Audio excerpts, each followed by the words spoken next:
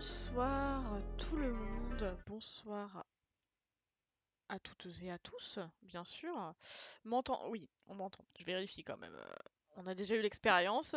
On se retrouve ce soir en compagnie toujours d'Aël et Kev qui ne sont pas encore avec moi. On va les rejoindre juste après pour ce troisième épisode de Artefact. Donc Artefact, qu'est-ce que c'est? C'est une petite émission qui était à l'époque sur la chaîne de Guillaume Saturne, que j'ai récupéré parce que j'aimais beaucoup le concept et parce qu'il ne stream plus qu'il m'a laissé le faire. Attention, pas de plagiat, promis.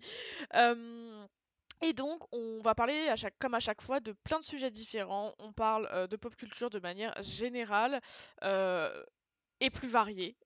Donc aujourd'hui, nous avons donc plusieurs thèmes comme d'habitude. Donc on va commencer par ma chronique. Euh, Première fois que je vais vous parler de jeux vidéo pour le coup. Dernièrement, je vous avais parlé que de cinéma. Je vais vous parler de la saga de jeux Life is Strange. Ensuite, Kevin viendra nous parler de Dark Romance et notamment des problèmes qu'on peut retrouver dans ce type de bouquin. Et il y en a beaucoup, croyez-moi. On terminera au niveau des chroniques par celle d'Aël qui va à nouveau nous parler d'Aesthetics et cette fois-ci ce sera le gothique et on terminera par le jeu de la critique. Comme d'habitude, on est à 3 donc pour faire cette petite émission et donc l'objectif c'est de débattre, de réagir à ce que les gens vont dire, de discuter entre nous et puis de discuter évidemment avec le chat si vous avez des petites choses à nous raconter aussi. Donnez votre avis, n'hésitez pas. Et la rediff sera bien entendu sur YouTube. On va pouvoir rejoindre les copains tout de suite. Je vais les inviter. Bonsoir, vous êtes en direct. Let's Bonsoir. go! Comment Bonsoir ça Twitch. va? Bonsoir à vous! Ouais, ça va très bien. Ça va Parfait. génial, hein. Parfait. Écoutez, j'ai fait la petite intro, donc j'ai informé tout le monde de ce dont nous allons parler ce soir. Voilà. Donc Pas de j'espère. soucis, princesse. Pardon?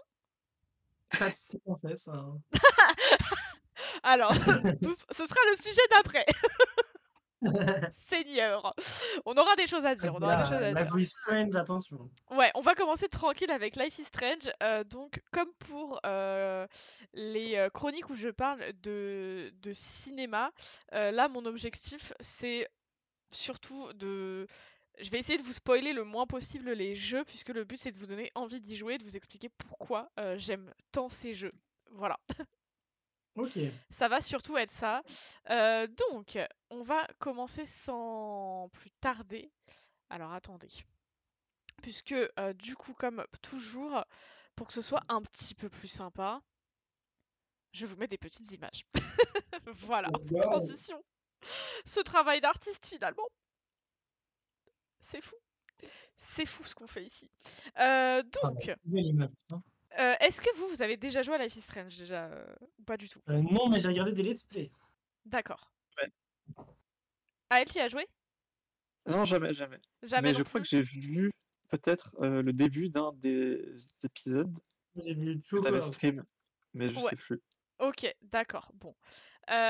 Donc, je vais vous expliquer un petit peu des petites choses. Enfin, pour être voilà, on va commencer dans l'ordre chronologique, tout simplement, des sorties de jeux et pas dans l'ordre chronologique des jeux. Attention, deux choses différentes. Ok. Donc Life is Strange, déjà, donc c'est une série de jeux vidéo, ce qu'on appelle d'aventures graphiques. C'est des jeux à choix qui ressemblent majoritairement à des films. En fait, il y a assez peu d'interactions. Enfin, il y a pas grand-chose à faire entre guillemets. Il y a de la recherche, mais il y a des gros passages de cinématique en quelque sorte. Après, ça dépend sur quelle version, on va dire. Mais c'est pas des jeux, on va dire, c'est des jeux très calmes où tu peux te poser devant. Après, alors, je mettrais quand même, je sais pas trop, mais trigger warning quand même, violence en général. Alors, il n'y a pas de V ou de trucs comme ça, attention. Mais on est sur des histoires un peu glauques quand même. Mais on dirait pas comme ça.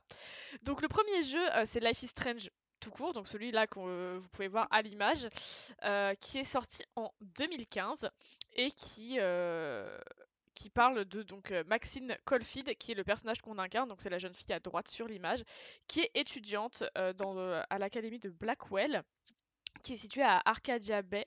qui est une ville fictive, ça n'existe pas en vrai. Et elle retrouve son amie d'enfance qui s'appelle Chloé Price, la jeune fille aux cheveux bleus, aka le crush de toutes les lesbiennes et de toutes les personnes bisexuelles de cette terre. Voilà. Ah, moi, je sais pas pour elle. Hein, mais... Voilà.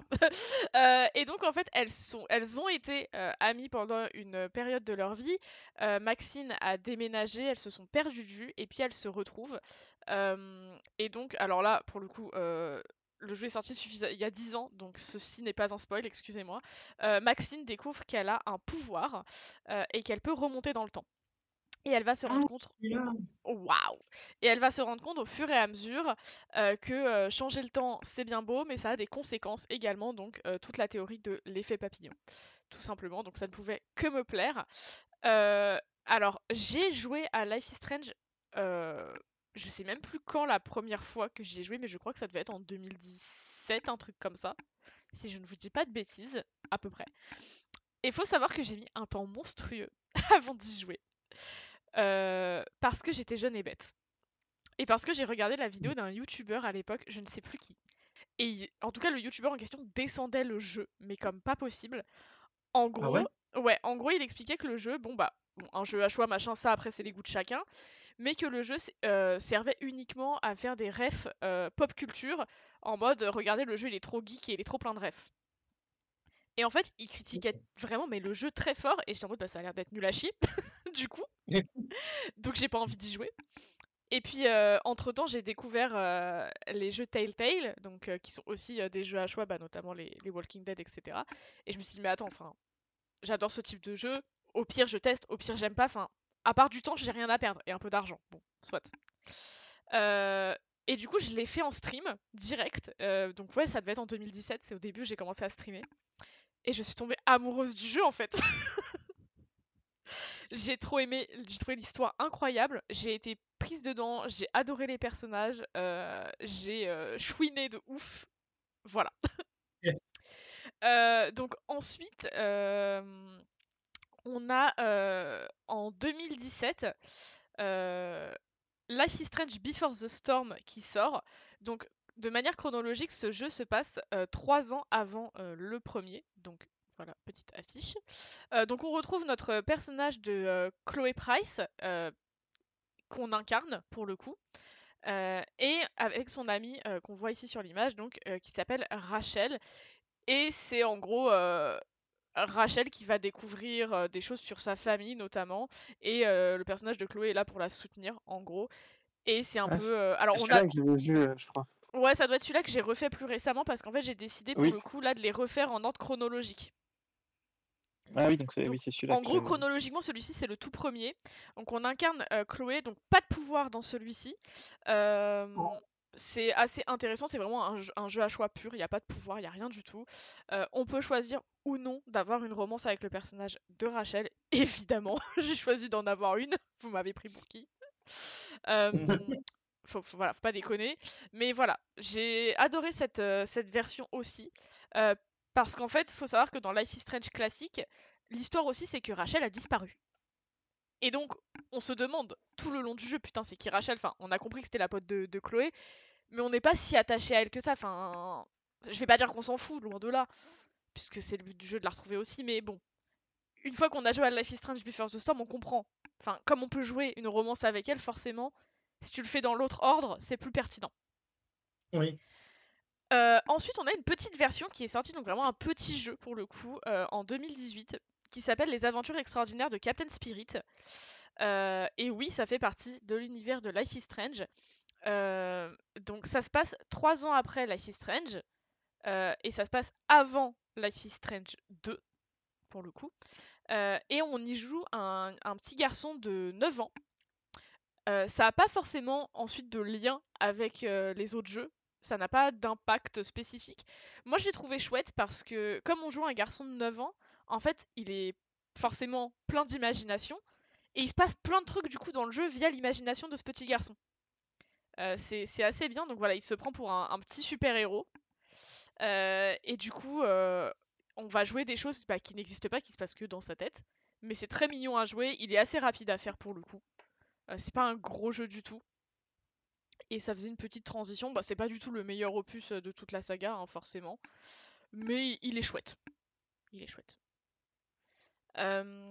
Ensuite, on va passer du coup au suivant, donc Life is Strange 2 finalement. Il était peut-être temps, après 4 jeux, d'en avoir un qui s'appelle Life is Strange 2. Sorti donc entre 2018 et 2019, puisque du coup les jeux fonctionnent par chapitre.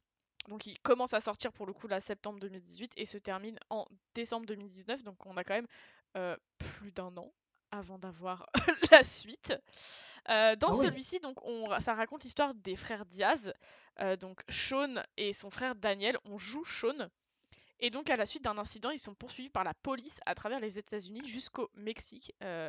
En gros, l'incident, je vais vous le spoil parce que c'est au début du jeu. Je crois qu'il y a un truc comme quoi ils blessent quelqu'un ou leur père blesse quelqu'un. Je sais plus l'histoire exactement en tête. Et comme ils sont d'origine mexicaine, il y a tout un truc en mode raciste complètement. Et ils décident de D'accord. fuir vers le Mexique. Dedans, on incarne l'aîné, donc Sean, et donc son petit frère a des pouvoirs de télékinésie. Il les découvre au fur et à mesure. Et j'ai, pour le coup, détesté ce jeu. Ah ouais? Je Je l'ai. jure.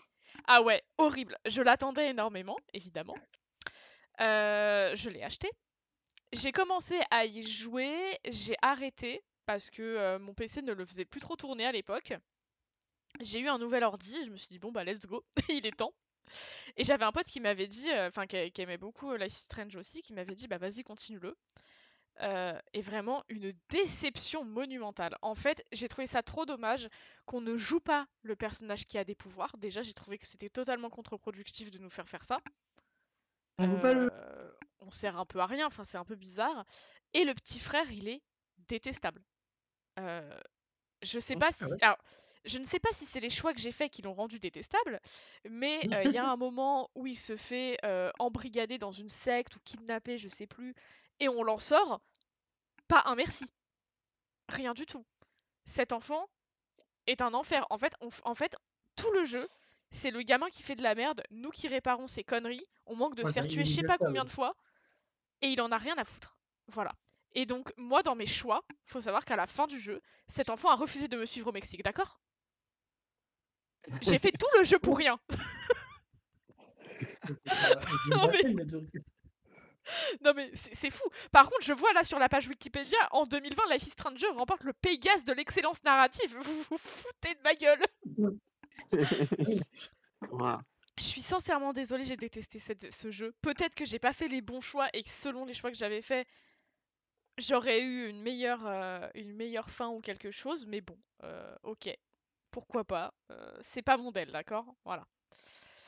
Ensuite, on a Life is Strange True Colors, Ah, qui c'est lui lui qui j'ai vu la. qui est sorti en 2021. Pour le coup, il est sorti en une seule fois, il me semble. Enfin, oui, j'ai pas souvenir d'avoir dû attendre d'avoir des chapitres pour le coup. Dieu merci. Je l'attendais énormément celui-ci. On incarne du coup le personnage de Alex. Évidemment, je ne pouvais que me reconnaître du coup. Donc en fait, l'histoire c'est qu'elle retrouve son frère Gabe. Ça fait 8 ans qu'elle ne l'a pas vu.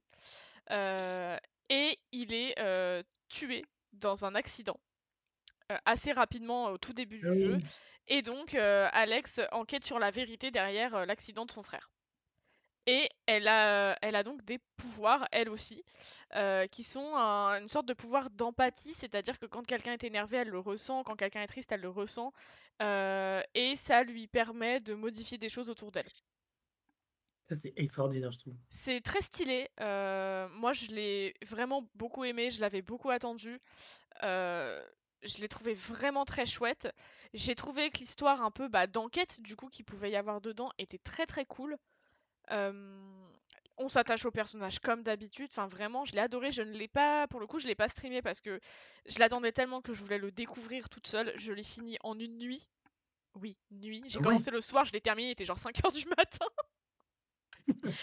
Voilà. J'étais totalement à fond. Il était vraiment, enfin moi je l'ai trouvé absolument incroyable. Et faut savoir que dedans, il y a un petit bonus qui nous permet de jouer un autre des personnages qui s'appelle Steph, je crois, qui est une femme, et en fait elle gère un magasin un disquaire, elle est disquaire. Et en fait on peut l'incarner sur une petite partie, c'est un épisode bonus qui est sorti ensuite. Il apporte rien de spécifique à l'histoire, mais il est sympa. Et j'ai beaucoup aimé cette version. Et là, récemment, on a eu donc le dernier jeu de la saga, qui est donc Life is Strange Double Exposure, qui est sorti le 29 octobre 2024, donc très récent, ça fait moins d'un an qu'il est sorti. Pour le coup, je n'y ai pas encore joué. Je ne vais pas vous mentir. Je n'ai Aïe, pas eu aïe, la aïe. chance d'y jouer encore. Je sais que dans celui-ci, on incarne à nouveau le personnage de Max, donc du premier jeu finalement. Euh, qui est donc 10 ans après les événements qui ont eu lieu à Arcadia Bay, donc 10 ans après le premier.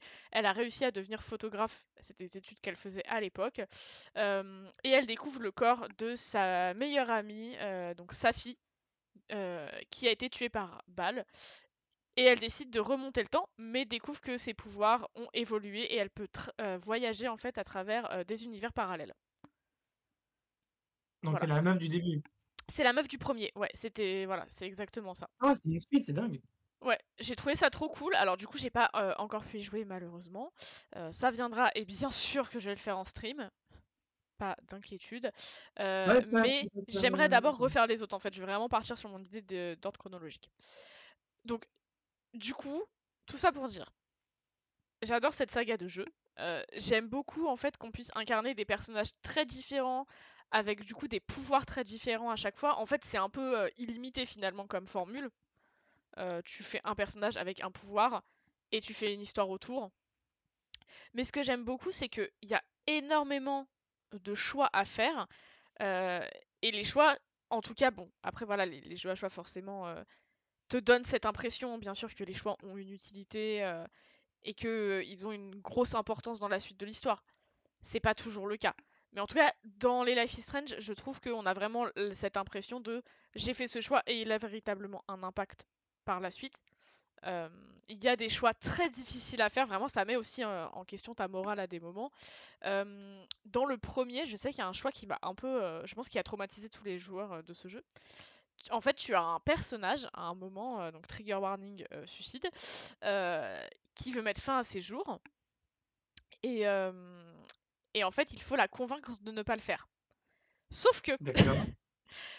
quelques moments avant, tu te retrouves dans la chambre de ce personnage et en fait, bah, le but du jeu c'est aussi de fouiller pas mal de choses. Pour débloquer des succès notamment, mais pas que. Et donc si tu as mal fouillé dans la chambre de ce personnage, tu n'as pas les bons arguments pour l'aider. Oh Bon, merde. comment vous dire que j'ai mal fouillé dans la chambre du personnage? Aïe, aïe, aïe. Voilà. Et donc là t'es en mode ah, c'est ma faute un peu. Je pense que cette scène a trauma beaucoup de gens. Moi, tu pouvais pas le savoir. Tu peux, mais non, mais c'est ça qui est trop bien en fait, c'est que tu peux pas savoir. Et des fois, tu sais, je sais pas, enfin moi des fois dans les jeux j'ai un peu la flemme de fouiller des trucs, je me dis bah ça sert à rien, c'est des quêtes annexes, c'est pour avoir les succès Steam, je m'en fous un peu. Hmm. Le jeu il te Ah, mais calme. du coup, quand ça se passe, quand voilà. Je sais pas si on peut dire le terme. Bah oui, on Si, peut je dire. pense que tu peux. Quand elle se suicide, du coup, tu peux revenir dans le temps pour qu'elle revienne. Pas du Ou tout. c'est juste un game over. Ouais, il y a des trucs sur lesquels le jeu te propose pas de revenir en arrière, pour le coup. Ah, Voilà. C'est super. ah, merde. Ah oui, Ouais, d'accord. ouais. Donc, Ah bah adieu, hein. je sais plus pourquoi d'ailleurs, je sais plus s'il y a une explication dans le jeu à ce moment-là de pourquoi là on peut pas revenir en arrière alors qu'il y a des moments où on peut totalement. J'avoue que je sais plus trop. Donc je ne saurais dire. Mais en tout cas, voilà, c'est une saga de jeu que je peux que vous conseiller. Et ce qui est cool, c'est que, bah, par exemple, si là tu te dis, bah, j'ai envie de jouer à True Colors et pas aux autres, bah, tu peux, parce que c'est pas le même personnage. Si t'as envie de faire le 2, je te le conseille pas, mais si t'as envie de faire le 2, vas-y. Qui suis-je pour juger? Tu peux. Enfin, en fait, je pense que même le dernier qui est sorti, le double exposure, je suppose qu'il y a des refs à ceux d'avant, mais je pense que tu peux même y jouer si t'as pas fait les autres. Par exemple, je sais que dans Life is Strange 2, à un moment il y a une ref aux autres, mais tu le sais si t'as joué aux autres, et si tu le sais, si t'y as pas joué, c'est pas grave. D'accord. Ouais, c'est un peu, ça peut se faire indépendamment des autres, quoi. Exactement. Exactement. Et du coup, enfin, c'est quand même une saga de très très bons jeux. Enfin, ce studio, je le trouve vraiment top. Et du coup, donc pour vous en dire un tout petit peu plus quand même sur le studio qui a créé cette saga, ils les ont pas tous faits pour le coup. Ils n'ont pas développé tous les jeux de la saga. Si je ne vous dis pas de bêtises, donc ils ont fait le premier, Life is Strange. Ils ont fait Life is Strange 2, les aventures de Captain Spirit, et c'est tout. Et ensuite, c'est un autre studio qui s'appelle. Donc, ça, c'est le studio Don't Nod Entertainment. Et ensuite, il y a le studio Deck Nine qui a fait donc Before the Storm, True Colors et Double Exposure. Ce ne sont pas D'accord. les mêmes. Le premier studio, ils ont travaillé sur d'autres jeux notamment. Donc, ils ont fait, que je ne vous dis pas de bêtises, qui est un truc connu. Ils ont fait Tell Me Why, que j'ai fait en Tell me stream également. why. Pardon, Et là, désolé. ils ont sorti récemment donc Lost Records Bloom and Rage, dont la suite sort mardi, j'ai trop hâte, qui est un très très bon jeu également. Mais oui, j'avais vu ça. Et donc Deck Nine, pour le coup, que je vous dis, qu'est-ce qu'ils ont fait d'autre? Bah, pour l'instant, ils ont fait que Life is Strange et The Expanse, a Telltale série. D'accord, Hein. je ne sais pas ce que c'est. The Expanse, c'est une série de science-fiction sur Netflix au départ, donc ils ont dû faire un jeu à choix basé sur la série, je pense. Je crois que c'est ça. Ah, c'était un Enfin, préquel à la je suis pas série. sûr. Ok. Voilà. Bon bah je ne savais pas. On en apprend tous les jours, c'est fou. C'est fou. Et avant, ils avaient un autre nom, Idle Minds apparemment. Voilà. Ils ont fait Ratchet et Clank Trilogy, par exemple. Voilà. Wow. Bon, en tout cas, tout ça pour dire, pitié, jouez à Life is Strange. C'est absolument incroyable comme saga. Je vous C'est le conseille. français. Et je Voilà. suis absolument dégoûtée d'avoir à l'époque écouté ce youtubeur qui disait que c'était de la merde. Voilà. Je sais plus qui c'est, je m'en souviens plus en plus. Ça m'énerve. Honte à lui. Honte à lui, mais je ne me souviens plus de qui c'est. Ça me frustre encore plus.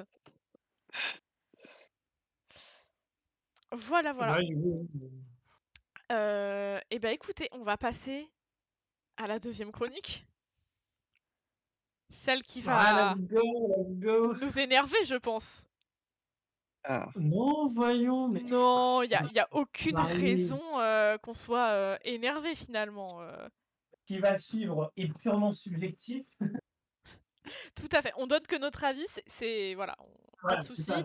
Mais C'est pas, là, ça va j'en ai lu des parler, choses. ça va dire les termes. Voilà, la deuxième chronique, C'est c'est ça. donc, J'en ai lu des choses et franchement, c'est pas le pire. Voilà. ouais.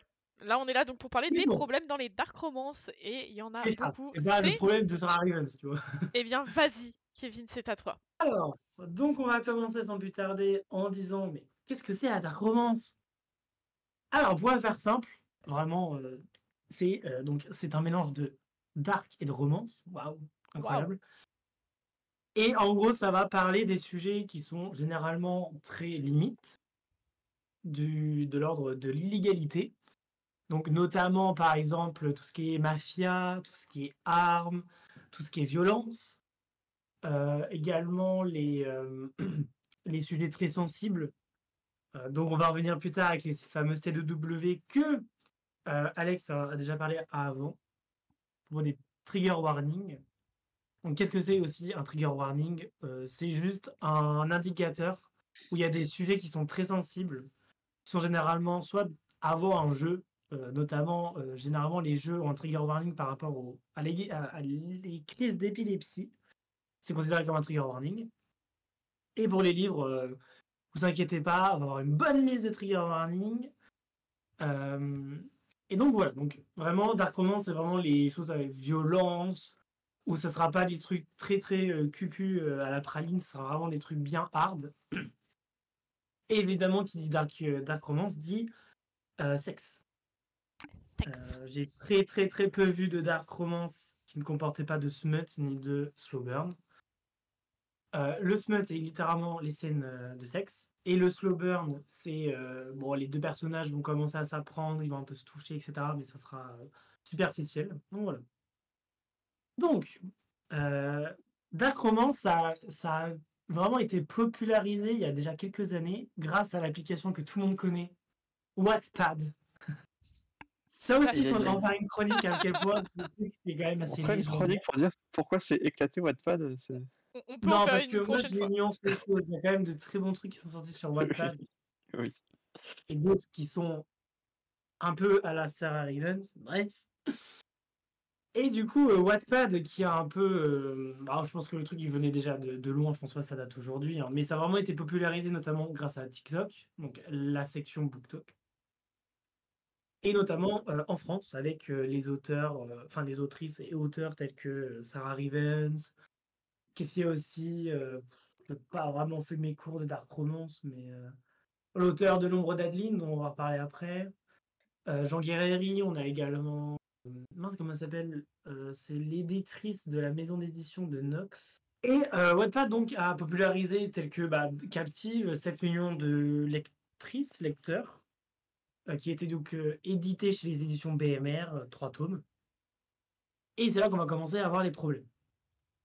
Donc, le premier problème de la Dark Romance, je trouve que c'est les trigger warnings.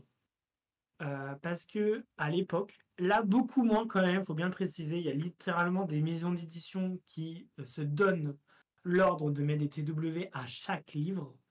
Je pense notamment à De Saxus, où à chaque livre, vous pouvez vérifier, il y a toujours des trigger warnings, même les plus simples aux plus hard. Donc ça, c'est très bien. T'en as d'autres qui en ont rien à foutre. Ça pourrait parler de abus, voilà, de V. Ils le mettraient pas. Donc bon, ça, c'est limite. Et du coup, au tout début, vu que c'était dans les, c'était nouveau, en fait, les gens ne mettaient pas forcément de trigger warning. Quand tu lisais la 4e de couverture, tu savais très bien que ça allait être quand même assez chaud, quoi. C'est pas la lecture tout public. Mais tu savais pas concrètement ce qu'il y avait dedans. Donc ça, je trouve honnêtement ça dégueulasse. Moi, je sais qu'il y a notamment des sujets personnellement qui me triggerent. Donc quand j'achète un livre à 20 balles, je veux savoir ce qu'il y a exactement dedans pour pas acheter le livre et au final le DNF parce que ça me trigger. Je pense que sur ça, on peut se comprendre. Complètement. Et le point le plus grave dans ça, c'est le... Je sais pas comment on peut dire ça, parce que c'est quand même très très niche. Je parle de ce sujet-là, mais quand même, c'est beaucoup beaucoup plus rare que maintenant. C'est la sous-estimation des trigger warnings. Je trouve que, notamment, après, c'est vraiment centré sur TikTok, ou également Instagram, parce que ces deux côtés ont vraiment popularisé les livres, il faut le dire. Il y a eu un avant et après TikTok et Instagram, notamment pour les young adultes. Donc, c'est les lectures très jeunes, enfin de 15 à 20 ans. Où en fait, étant donné qu'on a popularisé les trigger warnings sur TikTok et tout, il y a des personnes qui se disent que avoir des TW c'est bien, mais c'est pas si important que ça. J'ai déjà vu rarement des vidéos qui disaient alors il y a ce trigger warning, il y a ce trigger warning, mais ça va, on n'en parle pas beaucoup, vous pouvez foncer. Je trouve ça très, très peu responsable. Parce que quand il y a un TW, il n'est pas là pour rien. Moi je sais que j'ai lu précédemment l'histoire de. Je te l'ai conseillé tout à l'heure, Alex. La saga, enfin la duologie Sullivan et Filet, donc The Night We Met, qui parle de TW. Certes, ils sont très légers, mais l'autrice a vraiment voulu mettre un point d'honneur sur les TW et ils sont quand même présents. Même si c'est 2 pages, ils sont présents. Et le fait que les gens sous-estiment ça, moi je peux pas. On peut aussi également parler, par exemple là, parce que bon, on va pas vous mettre que l'image de Captive, hein, sinon vos pauvres yeux. Hein. Je rigole, je rigole, je rigole. Là, on a également les customs de la même autrice. Oui. Alex pourrait vous en parler, tellement elle adore cette série. Ouais, je suis dessus en ce moment. C'est terrible. C'est Parce que ça, je pense qu'on en parlera vraiment à la fin de la dark romance de l'écriture qui est quand même assez incroyable. Ah, je vais crever. Mais oui, on en parlera après. Donc là, on a du coup les customs, tome 1, donc avec la petite phrase sauve-moi si tu peux, princesse. Bref. Et pour ces deux-là, les TW sont présents, faut le dire. Donc ça, c'est important. Attends, mais est-ce qu'ils sont notés dans le livre? Je crois. Alors, par contre... Attendez. Ah bah, tu peux regarder, mais oui. Je vais chercher le livre, j'arrive tout de suite. Alors là, je vais vérifier ça. J'arrive tout de suite. Je vais vérifier.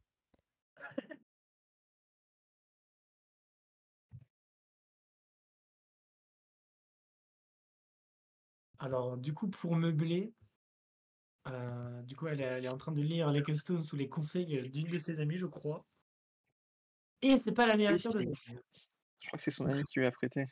Sa collègue. Ah oui, en plus, je crois que c'est prêté. C'est pas... Oui. Mais de mémoire, oui, il y a les TW sur les Customs captives. Et même sur les autres livres que je vais parler plus tard, il y a les TW, c'est sûr. Je crois que même sur Attirance criminelle, d'il y a 6 ans, je crois, il les a. Alors. Déjà, j'aimerais préciser que les gens n'ont que la couverture et ne voient pas les pavards que c'est quand même. Hein. C'est des pavés énormes, les trucs. Hein. C'est des pavés de environ peut-être 500-400 pages. Je vais vous dire le nombre de pages qu'il fait. Avant captif, c'est 544 pages. Là, je suis là pour dénoncer 795. Waouh. Qui dit une romance de 800 pages? Et c'est que le tome 1. Alors, attends. Alors, le tome 2... Trigger warning, tout à fait. Alors, je vous les lis, si vous voulez. Il fait la même taille. Trigger warning, violence et meurtre, organisation criminelle, kidnapping, cris d'angoisse et problématiques liées à la santé mentale, parents toxiques, harcèlement et négligence durant l'enfance, traumatisme, consommation de drogue. Voilà. Et ça, vous pouvez considérer ça comme très soft. C'est-à-dire que c'est banal. Oui, là franchement... Ça, c'est banal.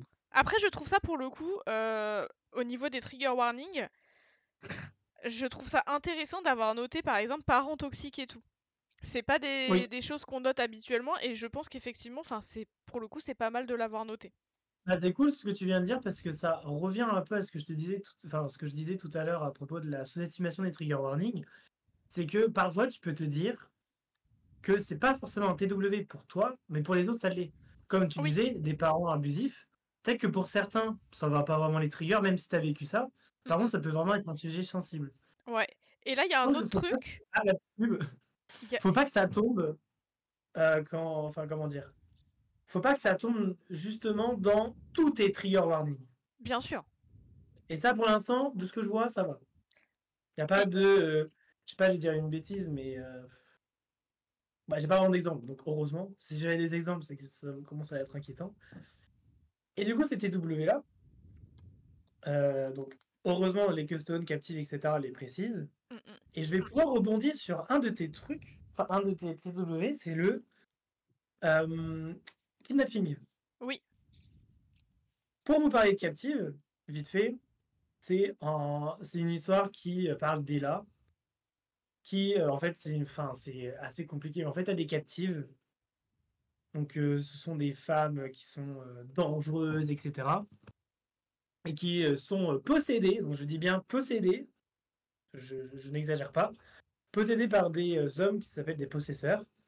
C'est hyper glauque. Et à un moment, on va retrouver Ella qui est aussi, elle, une captive. Son possesseur s'appelle John, mais John, il en a marre, et du coup, il va le donner à une autre personne. Elle se dit, ça peut pas être pire, et bah si, ma grande, c'est pire. Et c'est vrai qu'elle va rencontrer H, leader charismatique du réseau des Scots. Et il déteste les femmes, donc misogynie plus. Et elle ne va pas se laisser faire, et une dark romance va commencer entre les deux. La fameuse scène, donc je crois que c'est dans le début, hein, peut-être dans les 100 premières pages, le mec prend sa main, la met sur une plaque de cuisson et la brûle. Voilà. Comment ça, mon ref ? C'est banal, hein, vraiment dans la dark romance, c'est banal. On l'a tous déjà fait. Bien sûr. C'est comme ça que je règle des meufs, perso. Je sais pas comment vous faites. Je sais que il y a beaucoup de dark romance parce que par exemple, Attirance criminelle. Alors, Attirance criminelle, c'est le parfait livre pour parler du syndrome de Stockholm. Oui, il y a beaucoup ça. Non, mais oui, il y a énormément ça dans la dark romance, c'est terrible. Et oui. Et moi, je vais pas dire que... Comment dire ? Je sais que personnellement, Attirance criminelle, c'est l'une des seules dark romances que j'ai lues. Parce qu'il y en a une, je n'ai pas mis les photos parce que je me refuse d'en parler parce que c'est la pire trilogie de ma vie que j'ai lue. c'est de la merde, c'est de la gnognotte, c'est même pas TW d'ailleurs, je crois. Ça s'appelle Dark and Dangerous Love. C'est un truc de vampire et tout. Bref, on n'en parlera pas. Ton accent anglais, j'ai pas compris le nom, c'était quoi? De quoi? C'était quoi le nom? C'est Dark and Dangerous Love. D'accord. Donc il y a 3 tomes. Je peux vous dire que le tome 1, ça passait, tu vois, mais le reste, bref. Et dans ces livres-là, donc tu as vraiment le syndrome de Stockholm. Et je trouve ça un peu, je vais pas dire dérangeant, parce que Attirance criminelle, c'est une trilogie que j'ai beaucoup aimée, que j'ai lu assez jeune, malheureusement. Mais bon, ça va, je trouve que c'était assez soft. Bon, à part une scène qui est similaire à Captive, de mémoire, le mec prend une clope et la brûle sur son cou. Oui, bon. La routine, quoi. C'est là, ouais, voilà. C'est vraiment. C'est triste à dire, mais c'est assez banal dans les dark romances. C'est limite soft, en fait. Et je trouve que le principe de syndrome de Stockholm est assez. Il est trop enjolivé. C'est dans les rares dark romances que j'ai lus, le syndrome de Stockholm n'est même pas abordé. C'est-à-dire que dans les mots-clés, il va être marqué syndrome de Stockholm, parce que c'est ce que va vivre la protagoniste par rapport à son ravisseur. Mais il n'y a jamais de remise en question de son amour. Alors, ça à prendre avec des pincettes, parce que peut-être que dans Captive ou dans Attirance criminelle, c'est peut-être évoqué vite fait, mais il n'y a pas vraiment de rapport avec ça centralisé sur ce problème-là. Et c'est peut-être un peu exagéré, mais je trouve ça un peu moyen. Oui. Parce que on retrouve dans ce nouveau problème, on passe du coq à l'âne, hein, mais il y a trop de problèmes. C'est vrai. C'est que la dark romance est beaucoup trop facile à détenir. Oui. J'ai déjà été dans un rayon adolescent, j'ai vu Captive, L'ombre d'Adeline, Lake Stone et comment ça s'appelait, Borderline sur la même truc, alors que c'est marqué adolescence. Ah, pour moi, c'est pas Je adolescente. vous Pour moi, jure tu dis que ça. Captive, etc. ne C'est sont pas des adulte. souvenirs. Ouais. Voilà, c'est le truc de Sarah Rivens par rapport au fait que j'ai dit qu'il y avait une dédicace, ça a été sold out en 1 minute. Oh putain. C'est assez dingue. D'ailleurs, je ne sais même pas comment ma meilleure amie a fait pour prendre des places, pour 2 personnes en plus. Mais vraiment, c'est assez incroyable. Et le problème, c'est que la plupart des la plupart des lectrices et lecteurs de cela, c'est des adolescents, voire des gamins. Alors quand je dis gamins, je dis genre 13-14 ans. Ouais, On mais peut considérer ça comme des adolescents. Moi, quand on dit adolescent, je pense plus à 16 ans, 17 ans. Ouais. Et même à 16-17 ans, je serais pas capable de conseiller ça. Non. Si j'avais une petite sœur ou un petit frère de 16 ans, non. Non, je trouve ça beaucoup Je dis trop ça à des jeune aussi. 18 ans quand tu auras compris que ce genre de relation n'existera pas et qu'il ne faut pas. Oui, en fait, c'est ça surtout. En fait, le problème, c'est la romantisation Exactement. Et de relations malsaines, en fait. C'est ça. C'est tout le problème. Là, par exemple, j'ai lu une petite romance et même, donc romance gay, qui s'appelle Hot Mustang Co. On va pas me juger, bref, c'est juste une histoire érotique, etc. Pas de souci, tu lis ce que tu veux. C'est pas considéré comme un dark romance, malgré que ça parle de mafia, etc. Parce qu'il n'y a pas de violence à proprement parler. Ou du moins, la violence n'est pas le centre de l'histoire. Donc ça, à la limite, bon, tu vois, je pourrais le conseiller à une personne de 16 ans, pas en dessous, parce que ça reste tout de même des trucs assez... Hormis parler de dark romance, on parle aussi de sexe. Oui, tout à fait. Et évidemment, Captive, je n'ai pas réussi à le terminer, donc je ne peux pas savoir exactement les scènes de sexe s'ils sont assez hard. Mais moi, par exemple, dans mes lectures, c'est pas des petits bisous, etc. Enfin, genre, c'est. Voilà. Ouais. On va pas se faire un dessin. Ça y va, quoi. Même si maintenant, le sexe et tout, ça s'est désacralisé avec le temps. Maintenant, tu as des gamins de 15 ans, 14 ans qui parlent de sexe comme si on parlait de voiture. Mais ce n'est pas. Il ne faut pas normaliser ça. Et vraiment, tout le problème de la dark romance, je trouve que c'est vraiment une romantisation, mais genre limite perfide. Je l'avais vu sur TikTok, notamment des booktokers et des booktokeuses, donc c'est le terme qu'on utilise pour des TikTokers qui parlent principalement de romances, de livres et tout, qui voyaient vraiment des gamins, enfin des adolescents, j'aime pas dire gamins parce que c'est limite bizarre, mais des adolescents qui disaient ouais, je veux un âge dans ma vie, quoi. Je veux un Kai. Ouais. Et non. Chaud. Bah, chaud, et surtout, moi j'avais vu ça aussi. C'était... Mais je crois que c'était quelqu'un qui travaillait genre à la Fnac ou un truc comme ça, qui disait justement qu'il y a des parents, mais enfin tu vois, ils peuvent pas savoir en même temps, qui voulaient acheter des Oui, bouquins pour leurs gamins, enfin pour leurs ados, et les ados qui disaient bah moi je veux genre Captive. Donc la daronne elle va à la Fnac en mode bah tu vois, mon enfant s'intéresse à la lecture, trop bien. Enfin, bah oui, c'est ça. et il y avait un vendeur qui disait je suis obligé tous les jours, plusieurs fois par jour, de dire à des parents, enfin de demander l'âge de la personne qui va lire ce livre et d'expliquer pourquoi je le vendrais pas. Enfin, je préfère, enfin, t'as pas le choix, mais en tout cas, pourquoi je ne le recommande pas. Oui, voilà, tu peux dire oui, l'acheter, enfin, T'as il est trop malheureusement, jeune, bon, mais la les parents personne ils veut sont sûrs, acheter. tu vois. Voilà, mais en tout cas, oui, mais j'ai trouvé ça bien qu'il y ait des vendeurs qui quand même le font, et il y a des parents du coup qui disaient ah bah ouais, mais moi je savais pas du tout Bon, que c'est ça un peu parlait de comme ça. le principe Bon bah j'achète pas du coup. de... Bah, c'est ça, en fait, moi ça m'est passé un peu, désolé, le principe de confiance avec le tabac. C'est-à-dire que légalement, c'est interdit de vendre à des mineurs. Or, c'est l'inverse. Enfin, t'as plus de chances que t'as des jeunes qui achètent des clopes. C'est le Oui, principe de non, enfin, d'appliquer ça. Et le fait qu'ils appliquent ça, alors que c'est même pas. Genre, la personne qui dit oui, bah prenez-le, le mec n'aura aucun compte à rendre, tu vois. bien sûr. Le fait de spécifier ça, c'est quand même important. Surtout que, bah, comme tu dis, les parents, bah, ils disent oui, bah, mon fils, mon fils et ma fille veulent lire ça et tout. Voilà, et on précise d'ailleurs qu'il n'y a pas de sous-genre, qu'il n'y a pas de sous-culture, hein, n'est-ce pas? Un livre de thriller et un livre de romance, c'est la même base, bref. Et c'est là qu'on va parler du plus grand chef-d'œuvre de la vie, L'ombre d'Adeline. Ah, vas-y.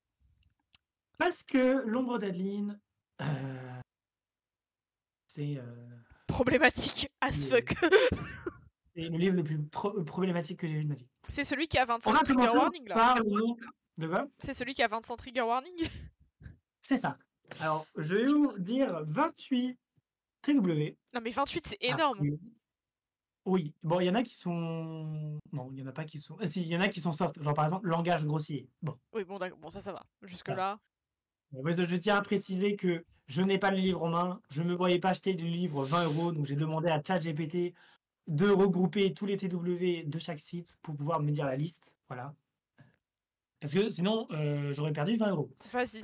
Donc, Lis-nous les 28, on je t'en a prie. en plus par ordre alphabétique. Ouh. Donc, je vais quand même un peu, comment dire, biper pour ne pas avoir des problèmes avec Twitch. Donc, abus de position dominante. Je bois un coup parce que j'ai plus de temps. Tu m'étonnes, la liste elle va être longue, vas-y, hydrate-toi un bon coup avant. Allez, c'est parti, je me suis rafraîchi la glotte. Abus de position dominante, abus physiques et mentaux, agression physique, agression C. Alcool, arme à feu, automutilation, bondage, captivité, description explicite de blessures et de cadavres, deuil, drogue, enlèvement, y compris dans... Voilà. Étranglement, harcèlement, langage grossier, meurtre, y compris des personnes un peu plus jeunes, n'est-ce pas? Super. Mort, P... qui sont pas très... genre, voilà, quoi. Comment je pourrais l'appeler? Attends, quoi? P... Attends, écris-le-moi sur... qu'on soit bien d'accord. Oui, Écris-le-moi c'est sur... pour ça que... Oh, c'est un truc en France, on n'est pas très très à jour, quoi. Attends, on parle de pédo? Oui, oui. Quoi? Ah oui, d'accord, oui, c'est bien Oui. ça. Un rapport. Ah oui, alors. Ah oui, parce que ça aussi, il faut que j'en parle, parce que je pense qu'il y en a qui vous avez tombé des nues. Hein. Donc je le mets dans le Discord. Voilà. Vas-y.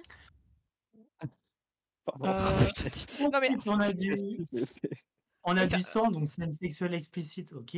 Torture, trafic et sacrifice d'êtres humains. Transphobie, trouble de stress post-traumatique. V, violence explicite. Attends, et ça, c'est une dark romance. C'est une dark romance, oui. Il y a 2 tomes. Et tu me sors qu'il y a de la pédo... Et qu'il y a donc, donc ce que tu m'as écrit, là, vraiment... alors, je tiens à préciser que ce sont les TW que ChatGPT m'a sorti. Oui. Je ne dis pas que c'est une vérité, mais... Oui, mais je crois que si tu cherches... je vais le faire d'ailleurs tout de suite. Alors, je l'ai. Bah, c'est bien ça. Mais Abus de oui, sur position. DSS, ils chassent, genre ils veulent démanteler un Il y a d'autres- réseau Attends, mais je viens de voir un truc de là, mais c'est ce que je criminels. pense, c'est pire, c'est 1000, J'ai c'est la... 1000 fois pire. J'ai la liste de trigger warning, je l'ai là sous les yeux, ouais. C'est Attends, tout parce ce que que je crois t'as que dit. je viens de. Oh, putain, alors je pense que dans le TW, t'as ça, genre. Et t'as bien le rapport forcé avec objet. Il parle pas de P2D, mais. Non. Mais je vois le résumé, ils veulent démanteler un réseau de paix criminels, donc c'est ça. Ah, ok. Ah, c'est pour ça, Ah oui, c'est d'accord. pour ça, oui. Jusque-là, tout va bien. Ok, ça va. Bon, finalement, ça va, c'est pas le, c'est pas le Bah, choqué. oui, ouais. Ah, mais Ouais. c'est bien, toujours vérifier, hein, pour ne pas dire de fake Tout à news. fait. Et là, de ce que je trouve, je suis tombée sur un article, je pense que c'est quand même important de le préciser aussi, avant de... donc au niveau de la maison d'édition, la personne qui gère la maison d'édition donc s'appelle Roncière, et il est indiqué donc qu'elle prend très au sérieux la prévention autour de la publication de l'ombre d'Adeline, et que sous chaque post Insta, elle sensibilise son audience et rappelle que le roman est bien destiné à un public adulte et averti. Mais c'est pour ça, tu vois, il y a vraiment des maisons d'édition qui ne feront pas l'aveugle, tu vois. Ouais, et il y a même là, je vois une image, ça a l'air d'être un truc genre Cultura, où il est bien précisé dessus, attention réservé à un public adulte. Cet ouvrage est disponible pour l'obtenir, n'hésitez pas à le demander à votre libraire. Et donc il faut... en fait, il n'est pas en rayon, il faut le demander, et du coup, pour éviter qu'un public trop jeune ne l'achète, en fait. Ah. Voilà, et il y a bien Bah, tu vois, quasiment 30 trigger j'ai warnings. trouvé littéralement le truc. Là, tous les que je vous ai trouvés, je pense que ChatGPT les a retrouvés sur Insta parce que j'ai les mêmes. Ok. Et du coup, je voulais justement rebondir sur ça parce que rapport sexuel forcé avec objet. Alors, comment dire? En gros, sur TikTok, le livre est évidemment explosé parce que je ne vais pas vous faire peur, mais le livre a plus de 600 avis positifs Mon dieu. sur Amazon. Je ne veux même pas savoir les autres trucs. Genre, par exemple, là, je vois un commentaire, livre très intéressant. Très intéressant. J'adore Adeline et Saïd, mes deux chouchous. J'ai beaucoup aimé ce premier tome. Par contre, la personne a bien marqué. Attention, c'est bien une dark romance, donc je ne conseille vraiment pas pour les moins de 18 ans. D'ailleurs, les moins de 18 ans de là, on vous voit. Dark romance très dérangeante, donc même là, il y a des trucs mitigés. Par curiosité glauque, d'accord, pourquoi pas quand même. Et une scène, donc, il y a une scène du livre qui a explosé sur TikTok. C'est tout simplement Adeline qui se fait masturber par le pistolet de son gars. Oh, putain. Allez, et bah c'était super, c'est la fin de cette chronique. Bon dimanche à tous. Comment ça? Et je tiens à dire que le pistolet est chargé. Je crois. Oui, bah. Je crois que c'est un truc que j'avais vu. C'est trop mais pour moi, je sais pas vas-y. si c'est vrai. Franchement, mon seuil de tolérance, il est hyper élevé, mais là, c'est trop pour moi. Vas-y, là, mon wokisme s'arrête là. Excusez-moi, mais c'est trop pour moi, là. Là, c'est bon. Et vraiment, quand j'ai vu ça, j'étais en mode d'accord. Vraiment, j'étais en mode. Franchement, Je je pense que comprends dans pas. le des 28 TW, je crois qu'il y en a au moins 5. Je peux pas. Ah oui, non, Genre, tout ce qui est mais en rapport avec les enfants, je ne peux pas. déjà ça, tout ce qui est V, moi, c'est pas... Enfin, vraiment, je peux pas. Surtout si c'est pour le Non, romantiser derrière, alors là, c'est même pas la peine. je pense que celui-là, il le romantise pas. Ouais, mais tu vois, enfin, pour moi, Mais c'est pas. déjà, le truc dont tu parles, et truc Oui. sexuel avec objet, machin, je sais pas quoi, là. En fait, le problème, c'est que on est bien d'accord, on lit la même chose tous les trois. Rapport sexuel forcé Exactement. avec objet. Bon, je me dis que je sais pas si à ce moment-là, elle était vraiment consentante. Tu Bah, vois. forcé, ça, c'est dans Après, le... c'est de ma faute parce que je me suis pas vraiment, j'ai pas regardé vraiment de vidéo analyse sur l'ombre d'Adeline. C'est vraiment des échos. Ouais, mais je Et sais qu'il a une en fait, j'ai lu un réputation... échantillon et j'avais lu un échantillon et dès le début, t'es en mode je vais mourir. J'ai un tome 2, hein, je Oui, il y tiens a à le tome 2 préciser. qui Hein. s'appelle donc La traque d'Adeline, visiblement, puisque après cette barrée, c'est pas suffisant. De toute façon, mais moi je le dis, le livre est littéralement vendu comme du début jusqu'à la fin, t'as les boules, enfin genre t'as peur. Genre vraiment t'es pas bien. Ouais, mais en fait, c'est un film d'horreur, dites-le, c'est pas grave, tu vois. On n'est pas obligé de mettre une histoire de cul dedans, écrivez une histoire d'horreur. Bah. Dis-toi qu'il est meilleur des ventes, fiction érotique LGBTQ+. Hein. Oh putain, c'est... Non mais... Alors là, si je regarde les classements là, il est 339e en roman à suspense, 519 en romance contemporaine. Captive, le pire, c'est Captive. Non, même pas, les Custone. Les Custone, tome 2, je crois qu'il est premier partout. Ah bah oui, il vient de sortir. Ouais, il est sorti quand Il est Non, sorti il ce sort même pas, mois-ci. il sort le 23. Ah, Il est il y en sorti a. en numérique il y a 2 Ah semaines, oui. je crois. Ouais, c'est ça, il y en a qui l'ont déjà lu en numérique, c'est pour ça. Et en plus, à la foire au livre, etc., tu pouvais l'avoir. Non, c'était pas à la foire au livre, mais tu pouvais l'avoir en anticipé. Putain, mais il Par est exemple, je regarde. super bien noté, Ah, mais oui, Ça hein. se trouve, il est David, fort hein. bien. Hein. On s'en sait pas. Hein. Mais oui, d'accord. Tu vois, littérature première en littérature fiction érotique, 8e en romance à suspense, 18 en roman policier et polar. Oh là là. Classement général de livres, 12e. C'est Et c'est terrible. le seul, et je dis bien, je suis en train de regarder là, la seule romance, enfin dark romance, à être dans le top 50. Ah ouais. Limite dans le top 100. Je regarde là, bah non. Ah, Ouais. non, il y en a une autre. 77e. Les Stone est dans le top 10 des ventes sur Amazon. Ouais. Il est 9e. Ouais. Je regardais s'il y en avait d'autres. Sachant qu'il y a toujours cette vague de un tome de sort, le tome 1 remonte. À un moment, le tome 1, je crois qu'il était premier. D'ailleurs, petit aparté, je vois la femme de ménage, j'ai envie de me crever les yeux, bref. Ce livre, faudrait que je fasse un truc dessus exprès. Le problème des thrillers, mais vraiment le souci avec ça. Je sais pas ce que c'est la femme de ménage, il y en a 4 dans le top 10. Ouais, il y en a Ah ouais, plusieurs, ouais. j'ai lu le tome 1, j'étais en mode ouais, il a une putain, il est surcoté ce livre en mode oui, le plot twist de la vie, j'ai jamais vu ça de ma vie. Ouais, t'as jamais lu de thriller, s'il te plaît? Bref. Mais pourquoi il y en a 4 de la même série dans le 4 dans le top T'as le 5 tome des 1, ventes t'as le sur tome Amazon? 2, t'as un spin-off et t'as le dernier, je crois, qui est toujours pas sorti en Waouh. France. Et j'ai Je n'avais jamais jamais entendu voulu parler. continuer parce que j'avais peur que ça soit répétitif. Mais de toute façon, j'avais pas trop aimé. Ah, mais vraiment. Et la dark romance, je regarde si j'ai d'autres trucs à te parler, parce que je crois que j'ai fait le tour. Alors, où est-ce que c'est mon truc? La romantisation, c'est dans Dostocom. Oui. Alors, ça, c'est plus. C'est un peu comme tout, quoi. Genre, tout ce qui est youtubeur, etc., c'est la responsabilité des auteurs. Mhm. Je trouve honnêtement, c'est pas un jugement, mais personnellement, quand tu écris ce genre de truc, c'est bizarre. Je peux pas comprendre, je prends le truc d'Adeline, mais je peux pas comprendre comment tu peux écrire cette scène-là et te dire qu'il y a. Je... En fait, j'ai pas les mots parce que personnellement, j'ai des goûts très particuliers. Hein.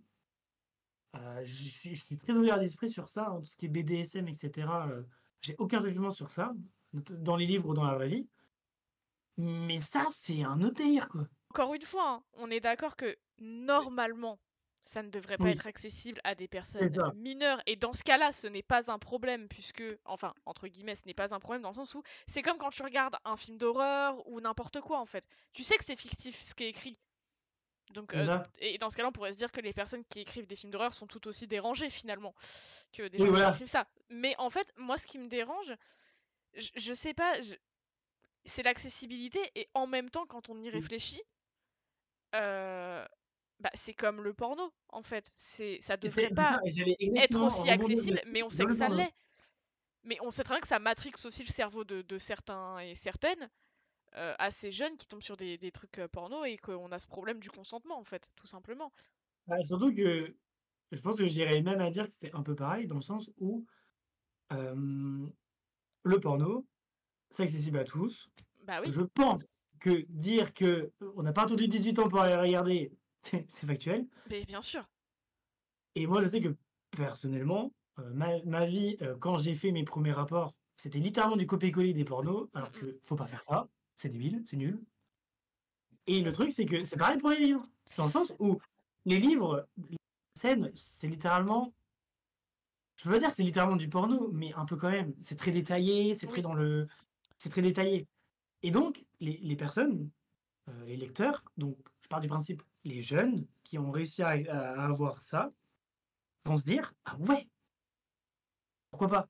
C'est ça. Et tu vas avoir notamment des... Bah, on va pas se mentir, on sait très bien que les personnes qui lisent en général des dark romances, comme les personnes qui les écrivent, c'est un public féminin, généralement, Oui, puisque la protagoniste en général c'est une femme, donc on s'identifie plus. c'est ça. Euh, et c'est terrible, effectivement, bah, c'est ce que tu disais tout à l'heure, tu vois, le nombre de jeunes filles, parce que je pense que bon, quand t'as la trentaine, tu réfléchis plus comme ça, heureusement, qui se disent, ah mais moi dans ma vie, je veux un mec comme ça. Je veux un mec qui tue le premier mec qui me regarde, tu vois. C'est ça, Ah, quoi. mais c'est comme ce que tu disais là, bah, avec les Custone.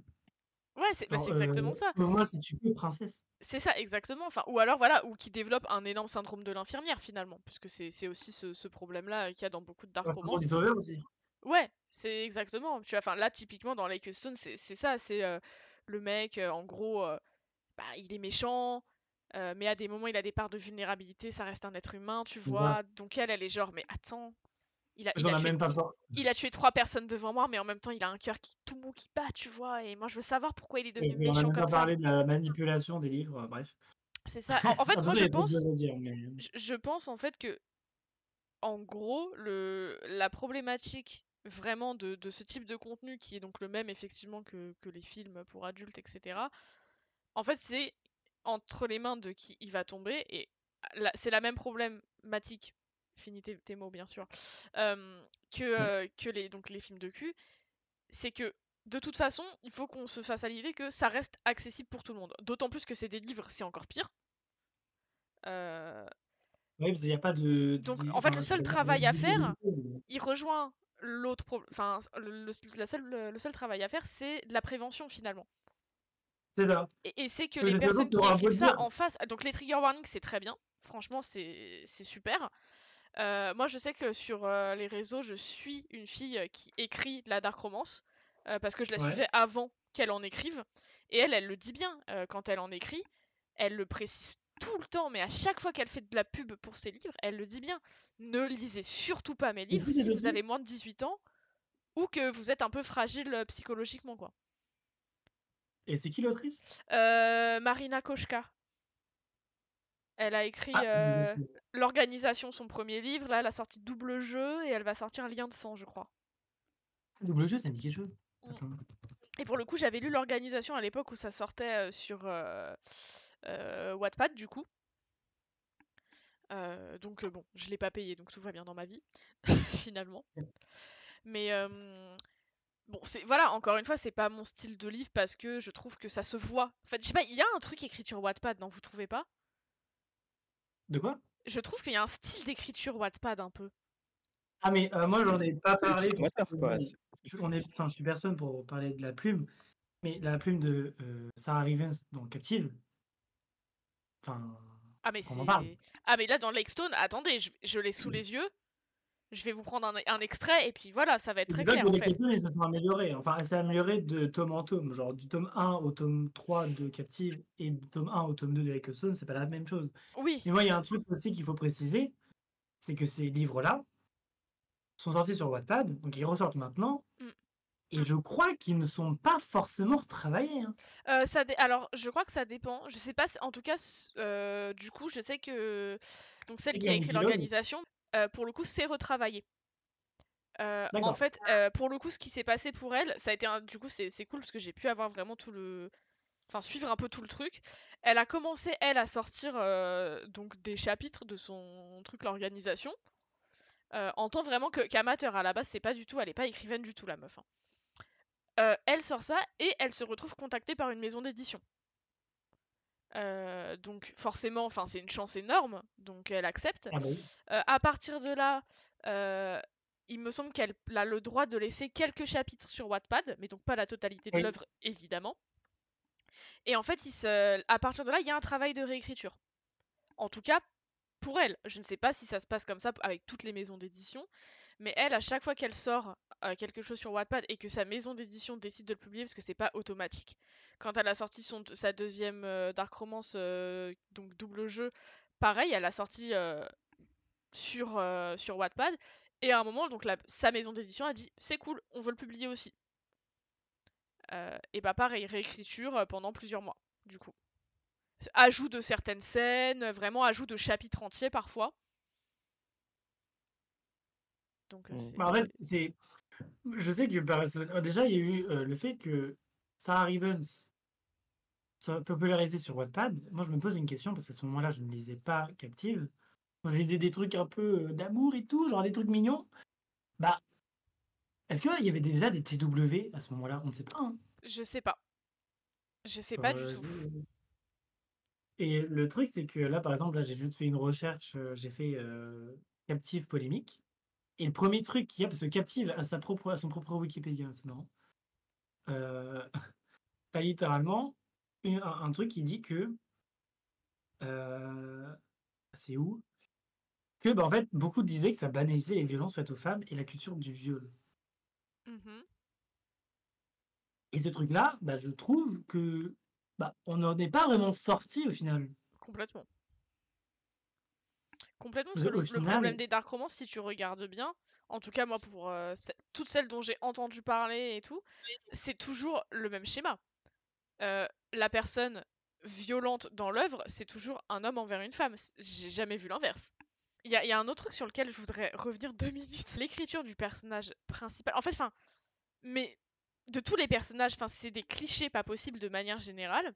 Et alors ah oui vraiment, d'ailleurs, excusez-moi, j'ai tapé un énorme fou rire. Franchement, je suis désolée, je peux pas prendre ça au sérieux. Donc, elle a un animal de compagnie. Jusque-là, pas de problème. oui.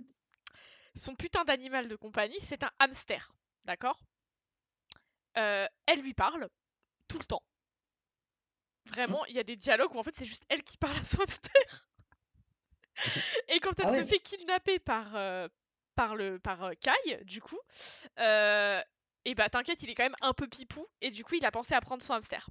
Il y a une scène absolument exceptionnelle, et c'est là qu'on se rend compte que Kai, c'est un humain comme les autres finalement. Il a tué 3 personnes de sang-froid, mais c'est pas grave. Il a démembré un mec 4 pages avant, mais c'est pas grave, d'accord. Elle porte son hamster, et Kai dit est-ce que je peux le prendre dans mes mains? Mais tu sais, moi je suis trop violent, j'ai trop peur de le tuer, donc vas-y, aide-moi et tout. Oh mon dieu. À l'aide. Honnêtement, la dark romance, c'est pas un problème.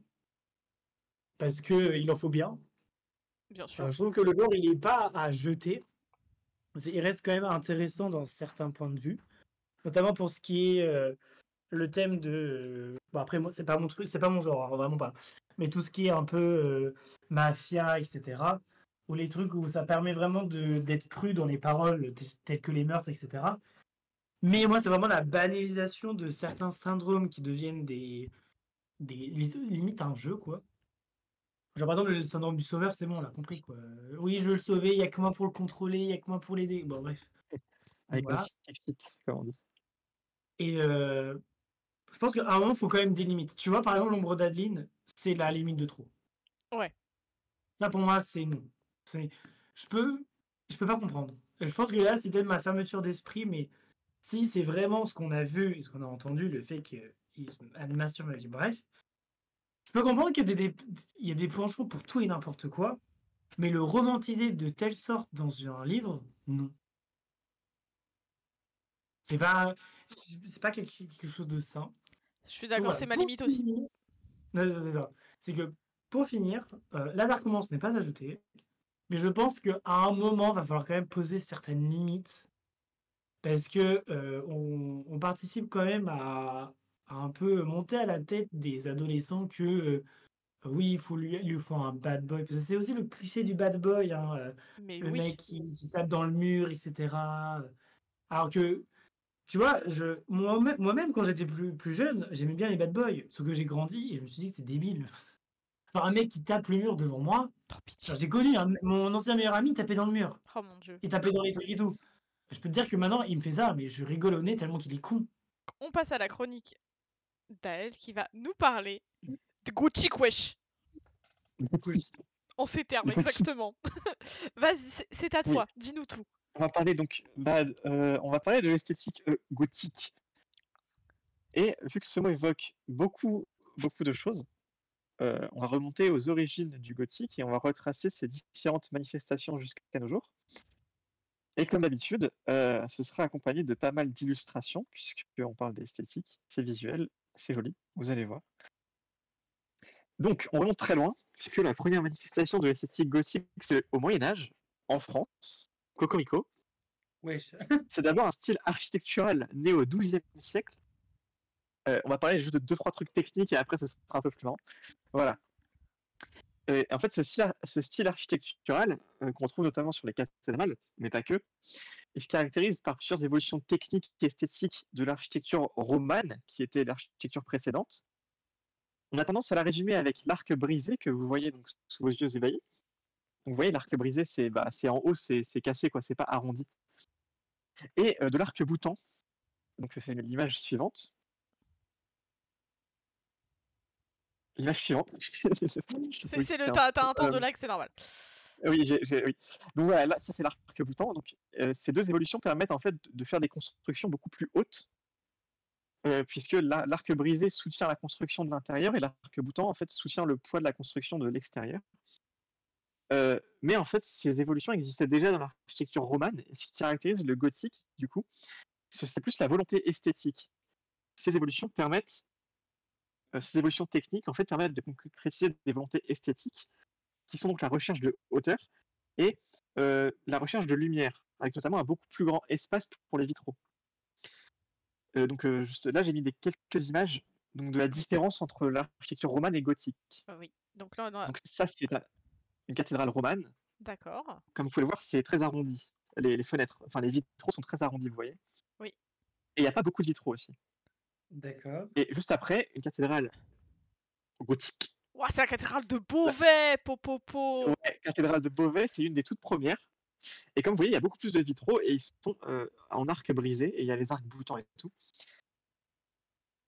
Et ensuite, j'ai mis deux images donc, où c'est des cathédrales aussi, mais de l'intérieur. Donc, une cathédrale romane vue de l'intérieur. Ok. Donc, vous voyez, c'est encore une fois très arrondi. Oui. Alors que la gothique, vous allez voir la cathédrale de Laon ici. Ah oui, Qui est d'accord. aussi des toutes premières. Et en fait, c'est là on a en plus des croisées d'ogives. Donc vous voyez, on a 3 arcs brisés qui sont croisés. Ok. Et ce que vous pouvez voir avec ces images, c'est que contrairement à une idée reçue, les cathédrales étaient faites de pierre blanche et la lumière, elle était omniprésente. Et le meilleur exemple, de cette recherche de clarté, ça reste encore le gothique tardif, qu'on appelle aussi gothique flamboyant. Ici, sur l'image, la Sainte-Chapelle à Paris. Ah ouais, c'est incroyable. Qui est exceptionnel, je trouve. C'est fou. Et pourtant, c'est beau, hein, c'est ultra beau. En fait, le soleil rentre dans les vitraux et ça fait des lumières colorées et tout, c'est incroyable. Mais il n'y a que des vitraux en plus. Enfin, genre. Et là, c'est littéralement les murs, c'est que des vitraux. C'est incroyable. C'est magnifique. Et ça, c'est permis par l'arc brisé. En fait, ça fait que du coup, vu que ça soutient la construction, on peut mettre moins de murs et plus de vitraux du coup. D'accord. Donc voilà. Mais pourtant, quand on parle du gothique aujourd'hui, on pense pas du tout à ça. On pense plus à quelque chose de sombre. Vous me rejoindrez probablement sur ce point, le gothique, c'est plus la couleur noire, l'obscurité, etc. Oui. Oui. Alors, c'est pas pour rien. On va passer donc du XIIe siècle au XVIIIe siècle. Et on va parler de la naissance du roman gothique. Image suivante. Ma vie. Voilà, ta vie, c'est la ville d'Édimbourg. Édimbourg, une ville gothique par excellence. Enfin, c'est un cliché un peu limite du gothique. En fait, à la fin du XVIIIe, les vieilles cathédrales, elles étaient couvertes de saleté noire. Et cet effet va être renforcé au XIXe avec la pollution industrielle, évidemment. Quant aux châteaux, ils étaient en ruine. Et le Moyen-Âge aussi, dans la tête des gens, il avait été dévalué pendant 3 siècles par les modernes qui voyaient un âge sombre. Donc dans la tête des gens, l'architecture gothique du Moyen-Âge, c'est pas lumineux, c'est un truc un peu triste. Et là, typiquement sur l'image, on le voit, ça fait bader, quoi. C'est beau, mais ça fait bader. Et les romantiques, les auteurs de romans romantiques, ils ont vu dans le Moyen-Âge et dans donc, tout cet aspect gothique quelque chose de justement romantique et de merveilleux. Et ils ont utilisé l'image des vieux bâtiments médiévaux comme cadre de leur récit. Petite image suivante, un autre exemple justement d'une cathédrale qui est vachement moins lumineuse que ce qu'on a vu tout à l'heure. Ah oui. Ici, la cathédrale de Cologne. Donc, il faut se dire qu'à l'époque, elle était blanche comme celle de Beauvais qu'on a vu tout à l'heure. Ah ouais, d'accord. Elle a pris cher, oui. Ouais, mais elle est belle quand même comme ça. Enfin, perso, je trouve ça elle est belle. Elle est belle, oui. Mais ça, c'est pas la même sensation, quoi. Pas du tout. Et donc, du coup, voilà, ce genre de truc, c'est un peu devenu des décors pour les romans, pour le romantisme, et notamment ce qu'on appelle le romantisme noir, c'est-à-dire la version du romantisme qui insiste sur les aspects les plus sombres de ce courant littéraire, donc comme la folie, la perdition, la ruine de l'âme, et ce genre de choses. Serait-ce une dark Alors, il n'y a pas que romance, des... finalement? Voilà, et finalement, les dark romances vont bien se tenir. Et justement, l'image suivante, alors je suis désolé, j'ai pas la référence de l'image, mais c'est un tableau, c'est une peinture romantique de cette époque. Et, On dirait une carte Magic. Oh, Voilà. c'est cher. évidemment. Qu'est-ce que je disais? Je ne sais plus. Oui, la Ouais. ruine de l'âme, ouais, c'est Bresson un peu. Et donc, ce romantisme noir a trouvé évidemment dans l'architecture gothique une parfaite illustration des tourments qu'elle évoque. C'est un peu la version visuelle de tous ces trucs.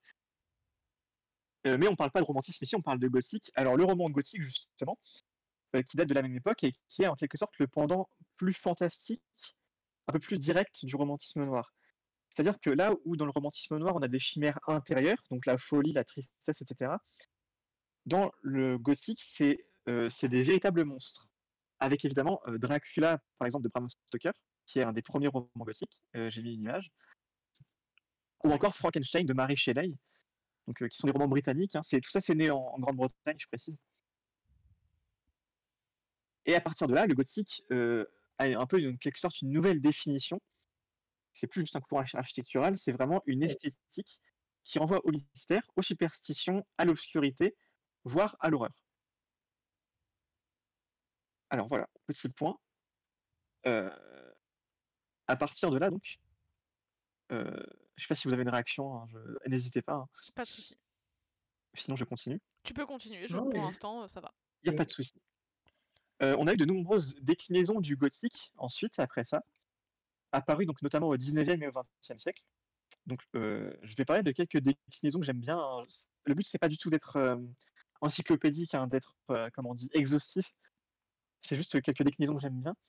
Donc, par exemple, le New England Gothic, qui, comme son nom l'indique, qui vient de la région américaine de Nouvelle-Angleterre. Voilà.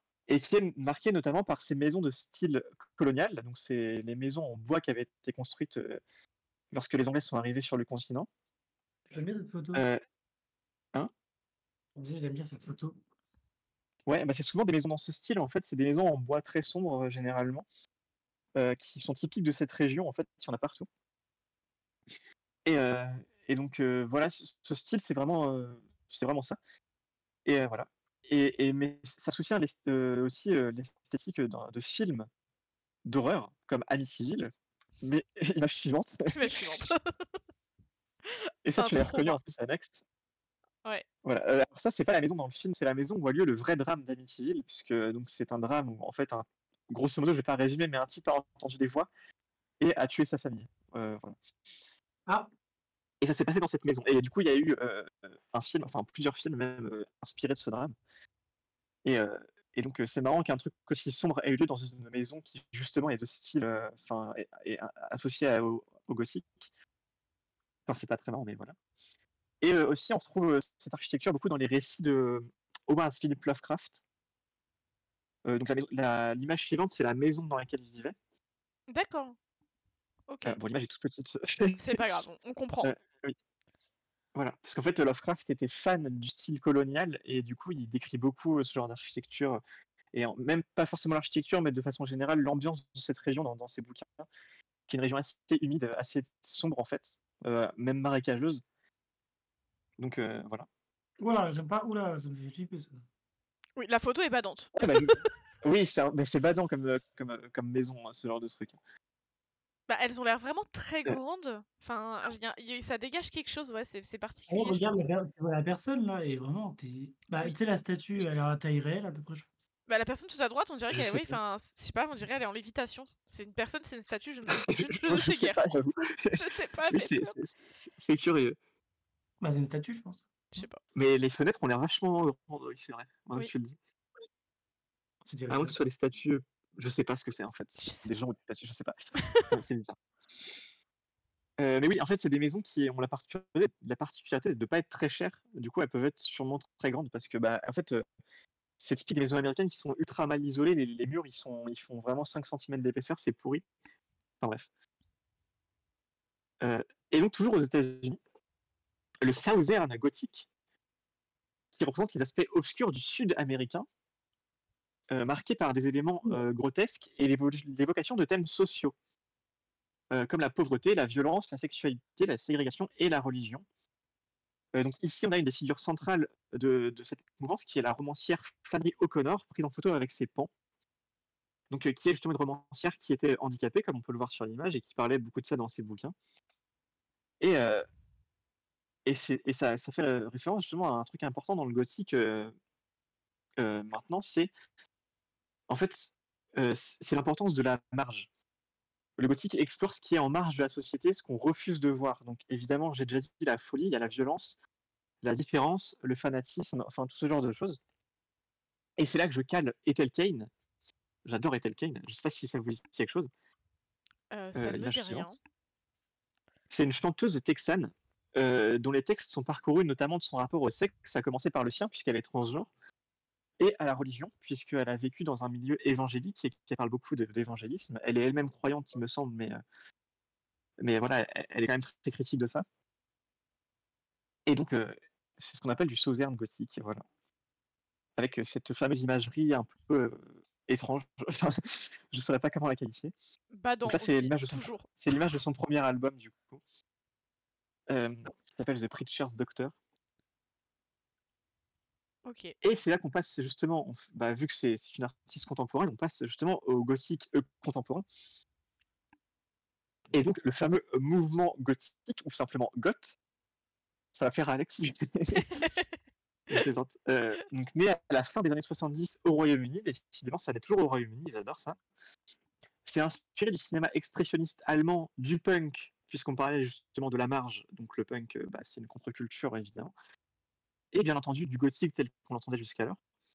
Et donc ce courant, qui est à l'origine un courant musical, à mi-chemin entre le punk, le rock et un peu le métal aussi, c'est aussi une mouvance esthétique et vestimentaire, bien entendu.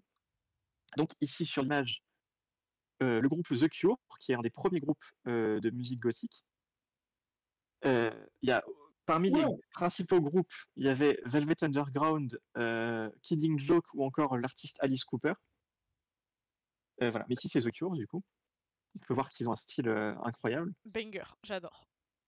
Voilà. Et puis bien sûr, il y a eu ensuite la mouvance vestimentaire. Donc l'image suivante, je pense que voilà. C'est la femme qu'on voudrait tous savoir. Enfin, je sais pas vous, mais moi. Après là, on est sur un style gothique très moderne. Là, c'est très moderne. Oui, oui, là, c'est très moderne. Là, c'est actuel. Hein, Oui. J'ai pas mis toutes les images, mais comme vu que c'est né dans les années 70, il y a eu beaucoup d'évolutions. Hein. L'image que j'ai mise avant, les Cures, c'était années 70. Là, on est probablement années 2000, 2010, j'en sais rien. Oui. Enfin, c'est une image actuelle, bien entendu. Et on a aussi ce style au cinéma, avec évidemment dans les films d'horreur et les films fantastiques. Ici, une image donc, de Suspiria de Dario Argento, avec alors là, en fait, qui est un film considéré comme un film gothique, je ne savais pas, mais enfin, comme j'ai dit, le gothique actuel est très inspiré du cinéma expressionniste allemand. Bon, je ne vais pas revenir là-dessus, je ne suis pas un expert de tout ça, mais en gros, là, on retrouve un peu cette inspiration. Avec ce côté, je ne sais pas comment dire, mais le gothique, c'est un peu la beauté dans la noirceur, un peu genre. Et du coup, là, on a ce côté sombre et en même temps, c'est coloré. J'aime bien. Et dans les films gothiques, on a le bal des vampires, on a une partie du cinéma de Tim Burton qu'on pourrait considérer comme gothique. On a les films de Robert Eggers comme The Witch ou le remake de Nosferatu. Évidemment, le Dracula de Coppola et beaucoup d'adaptations des romans gothiques justement ou des romans du romantisme noir. Et encore plus récemment, on a eu des déclinaisons, on va dire, du gothique sur Internet. Donc dans les années 2010, par exemple, on a eu le Dark Academia. Ah, ça je connais. L'image suivante. Oui, ouais. je m'en doutais que tu connaissais. Ouais. Donc les mouvances Academia, elles se basent sur l'esthétique de l'apprentissage, de la connaissance, de l'université, des bibliothèques, etc. Et la Dark Academia, c'est justement la version sombre de cette esthétique, qui donc flirte avec le gothique. C'est pas directement du gothique même, mais ça s'en inspire en fait. Et donc là, j'ai mis 3 images. Donc Ouais. il y a celle-ci et il y en a 2 autres. Je zoome un peu. Vous voyez le délire? Ouais. Ouais, on Et voit celle l'idée. d'après, que je trouve super jolie Ouais, celle-ci. j'aime beaucoup, ouais. Ah ouais, celle-là, j'aime beaucoup. Elle est Et on belle celle-ci. passe. Pardon, je suis passée à l'autre image. Alors oui, oui. Excusez-moi. Et Oula. pour revenir sur l'aspect vestimentaire, quelques variantes justement. Donc parlons du Victorian Goth, une version donc victorienne qui s'inspire des tenues de l'aristocratie du 19e, même si c'est bien un style vestimentaire contemporain. Évidemment, c'était pas vraiment comme ça que les femmes s'habillaient à l'époque. C'était une version fantasmée et revisitée des habits victoriens. Bon là, on est un peu dans l'extrême, mais franchement, ça a du style, je trouve. Franchement, je pense que Et quand j'avais 15 ans, je voulais m'habiller comme ça. Je trouvais ça trop beau. bah oui, et Ah c'est ouais, sûr. mon ami, il passe comme ça, moi. J'adore. Et puis évidemment, les Japonais, quand il y a des trucs un peu extravagants, ils passent toujours dans le coin. Bien sûr. Donc dans la même veine, le style aristocrate, qui est la vision japonaise des vêtements de l'aristocratie victorienne. Alors, je sais pas s'ils avaient des chapeaux comme ça, à moins que ce soit ses cheveux, bon bref. Je Euh, sais pas. et- Très bonne question. Et encore plus, enfin, comment dire? Bon, une variante, on va dire, qui est le Gothic Lolita ou Kuro Lolita aussi, qu'on dit, c'est-à-dire le Lolita noir en gros, qui mélange les styles gothiques et les styles Lolita. Donc le style Lolita, c'est un style plutôt coquet qui utilise de la dentelle, des jupons ou encore des serre-têtes. Le Lolita tout court, c'est généralement très coloré, très rose, etc. Évidemment, le Gothic Lolita ou Kuro Lolita, c'est la version sombre et noire, mais toujours coquet. Il y a un côté un peu poupée. Et enfin, quelques dérivés. Oula. Je voulais parler de quelques courants esthétiques qui ne sont pas à proprement parler gothiques, mais qui s'en rapprochent ou qui s'en inspirent, ou qui, enfin comment dire, qui ont des thèmes visuels communs. Évidemment, l'aspect sombre, l'attrait pour les cathédrales, la présence d'éléments horrifiques dans la littérature, ça rapproche le gothique de l'horreur, et un style d'horreur en particulier, c'est la catholic horror, qui donc, comme son nom l'indique, s'inspire de la religion catholique. Et donc j'ai mis 2 exemples. Celui-ci, c'est un film qui s'appelle Consécration. Et le deuxième, c'est un autre film qui s'appelle La Nonne. Vous connaissez probablement. Le film d'horreur, c'est ça? Le film d'horreur, absolument. D'accord, ok. Oui, oui. Et qui, donc, voilà. C'est pas du gothique, hein, mais ça s'en rapproche. Hein. Le Catholic Horror, ça s'appelle. C'est tellement C'est assez précis. c'est Et ouais, précis, mais en même c'est temps, loin de dire une secte. ouais, c'est précis, mais en même temps, vous remarquez, enfin, vous êtes d'accord, je pense que la religion chrétienne, elle est ultra présente dans l'horreur. Bien sûr, mais parce que ça fait Ah, ne serait-ce peur. qu'avec Enfin, tous les trucs pas la d'exorcisme, tous les trucs de maison hantée.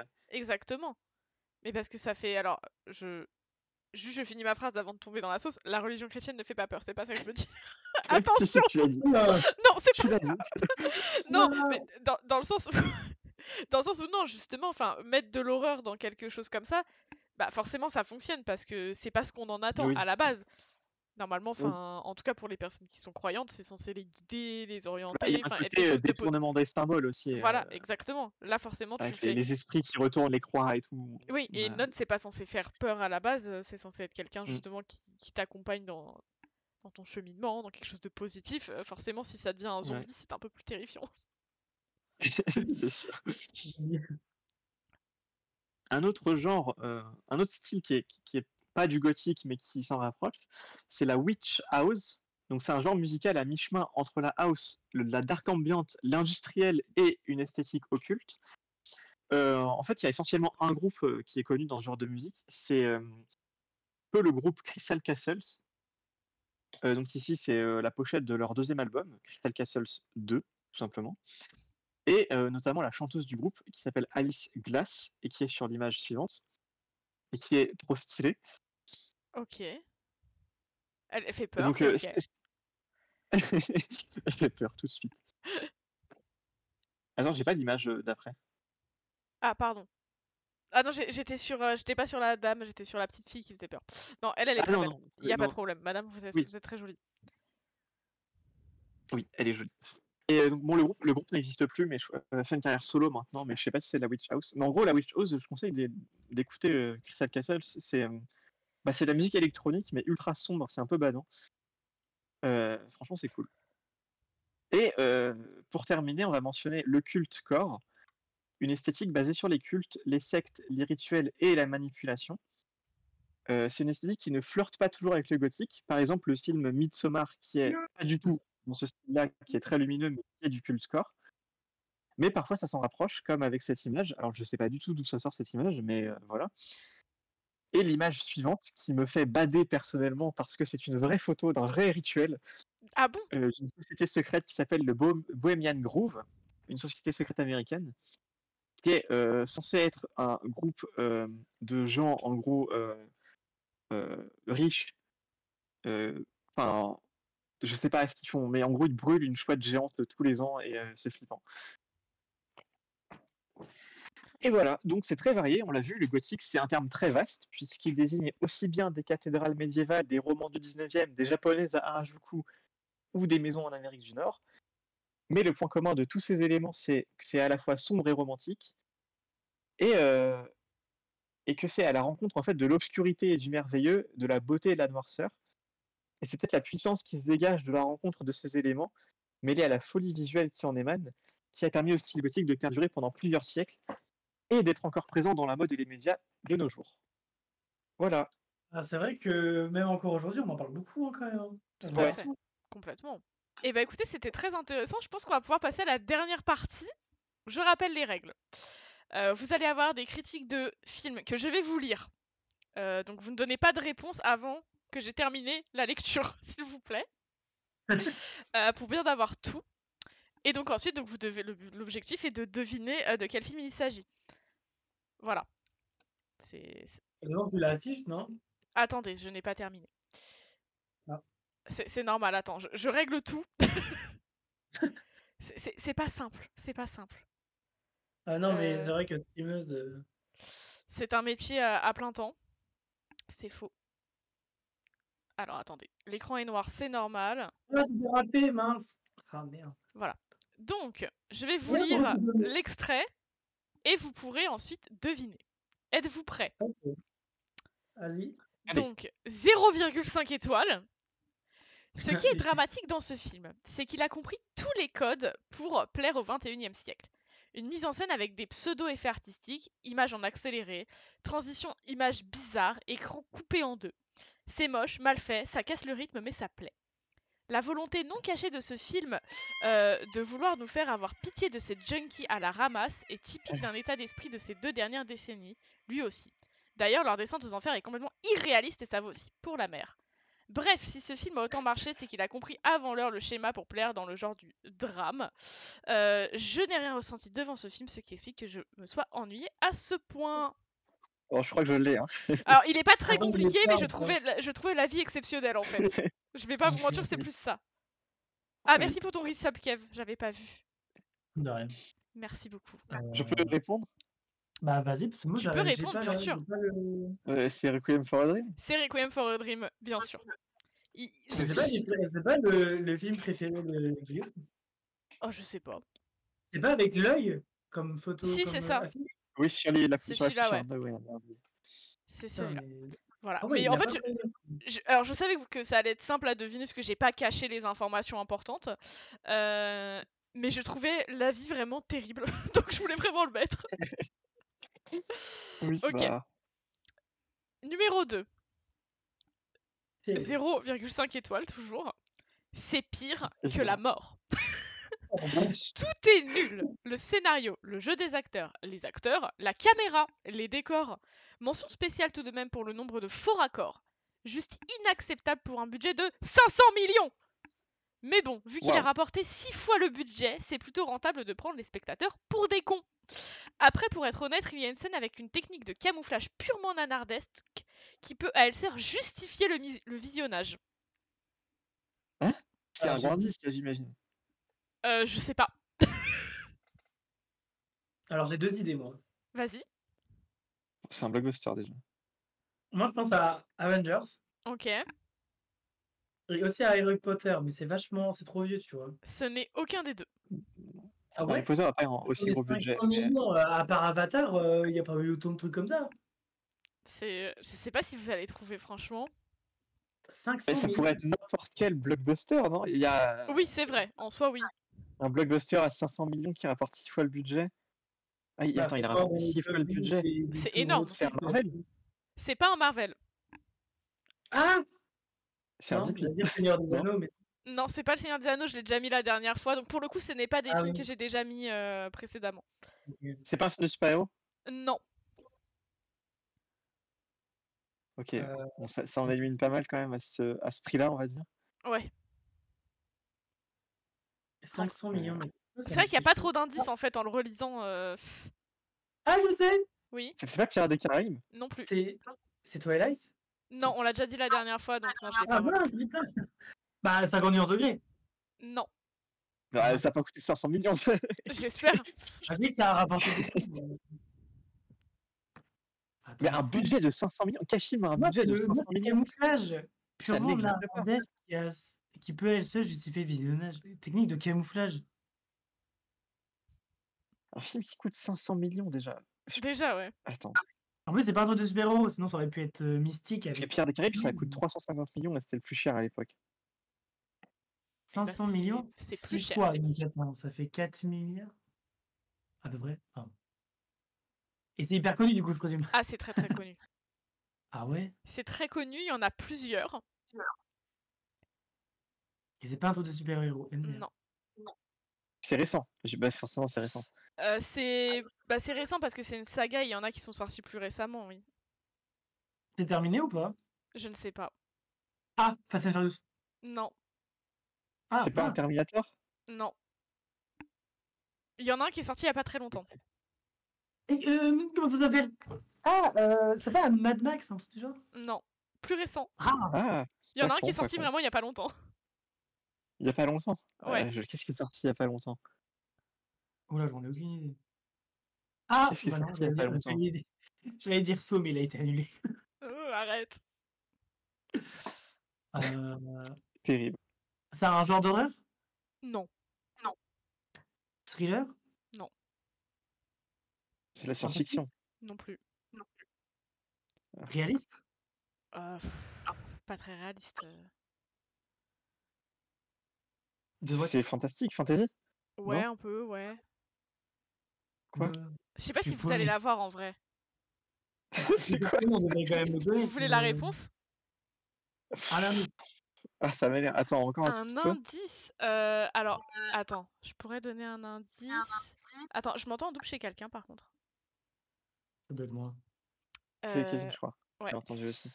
Donc, Je baisse mon attendez, son. je réfléchis à un indice. Je pourrais dire que c'est une saga littéraire à la base. Ah, C'est pas Dune. alors, je pense à Non, Divergent, c'est pas mais... Dune, non. Ah, ça aurait pu être Dune, en vrai. Non, c'est pas Divergente non plus, mais ouais, ça se rapproche déjà plus, je crois. Littéral. Ah ouais? Ouais. Ah, non. Non, tu m'as dit que c'était pas horreur. Et en plus, c'est une saga. Bah, il n'y Ouais. a pas 36 000 trucs. Bah non, c'est pour ça, allez-y, là. Une grosse saga littéraire qui a été adaptée en film. La Tour Sombre? T'as dit quoi? La Tour Sombre? Non.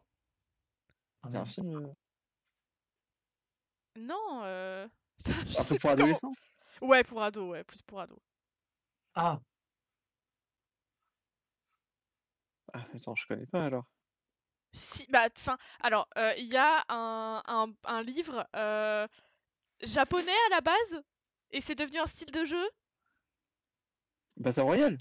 Oui, et donc, Hunger Games, du coup. voilà, Hunger Games. Ok. non, tu te fous de moi. C'est Hunger Games, ça? C'est Hunger Games, et en fait, le truc, c'est que les avis négatifs, j'ai eu trop du mal à vous en trouver, parce qu'alors, il y en avait, hein, c'est pas le problème. Mais la plupart parlaient du jeu en lui-même, et du coup, c'était hyper compliqué. Genre, il y a plein de trucs, c'était en mode, non, mais c'est pas réaliste du tout. Non, mais Mais c'est absolument faut horrible de enfermer tuer ce des mec, quoi. enfants, je ne peux pas regarder ça. Mais faut l'enfermer. Non, mais non, mais comment tu peux dire ça de Hunger Games? Non, mais j'étais choquée. Enfin, les avis étaient trop. Enfin, les avis négatifs étaient vraiment centrés sur le fait que ce soit des enfants qui fassent le jeu. Je dis, ah, mais vous n'avez jamais vu Battle Royale ou quoi?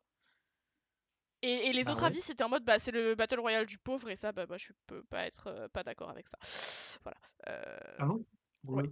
Parce que. Tu parles de la version japonaise, toi? La version Jap, le livre, il est exceptionnel pour le coup. Enfin, et c'est Moi, j'ai beaucoup vu plus, que c'est l'adaptation largement plus en violent, tu vois. film. Ah, Ah le bah oui. film, il est ultra Ah violent bah aussi. oui. Ouais. Bah, si vous aimez bien les trucs comme ça, Battle Royale, moi je vous conseille. Alors, j'ai le manga, si vous voulez, je pourrais vous le passer. Bon, c'est pas très Je agréable, l'ai mais- le manga Battle Royale, je l'ai en tout cas. Non, non, je parle d'un autre, c'est Bitoum. On connaît pas. C'est génial. Bon, la suite. Ok. Alors. Aucun cheval, Moi, aucune épée, pas de joute ni même un simple concours de tir à l'arc. Alors oui, il y a bien un mec en armure et un troubadour, mais de là à appeler le film c'est vraiment prendre les gens pour des cons.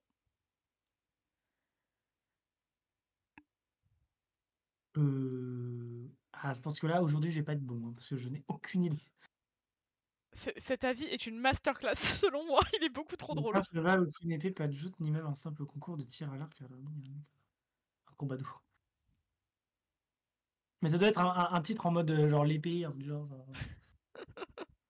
Le Hobbit? Non. Allez, pitié, dis-moi que t'as une idée. Attends. Aucun cheval, aucune épée. Je vois pas. C'est connu? Ah, c'est très connu, ça a été. C'est un des films, je pense, les plus aimés des gens.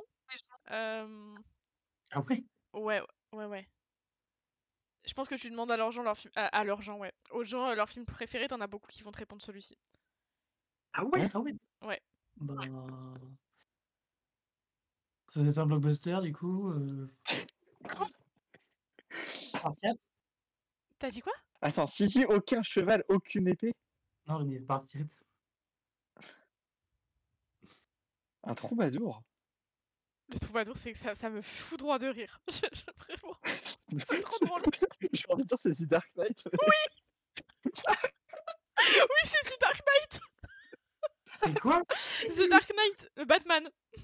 Ah, Batman! Oui, Ah oui, d'accord. Je me je suis trouve dit, que cet forcément, un avis est une rapport avec un masterclass. chevalier, parce que Mais ok. C'est trop drôle. Mais comment? Ah ouais, ok, Le mot non, c'est super troubadour, il drôle. m'a exterminé. Et pareil, alors, franchement, allez voir les avis négatifs sur Allociné, c'est des barres de rire. Ah oui, le Dark Knight, parce que le chevalier. Ok, d'accord, j'avais pas Oui, capté. bah oui, Chevalier noir, oui, bah oui. C'est pour ça, bah oui. ok. C'est Voilà. fort. Donc trop drôle, et il y C'est a très vraiment, bien. il y a plein d'avis en mode, je n'ai pas, il y en a un, il a dit, j'ai été incapable de regarder le film parce que le Joker me faisait trop peur, du coup je fermais les yeux dès qu'il était là. Oh putain, mais le mec, il a quel âge? Il a 10 ans. Ah ouais. Alors le prochain avis, attention, il va être différent pour le coup, j'ai trouvé ça hilarant. C'est l'inverse, c'est un avis 5 étoiles. Ok, ok, c'est cool, ça change. Alors donc 5 étoiles, un chef-d'œuvre. Je suis une amoureuse du cinéma et ce film restera toujours mon préféré. Une véritable leçon de vie. On retrouve un au sommet de son art, donc le nom d'un acteur. On alterne entre rire et larmes, une BO magnifique parfaitement adaptée. Nous montre comment poursuivre nos rêves et ne jamais abandonner.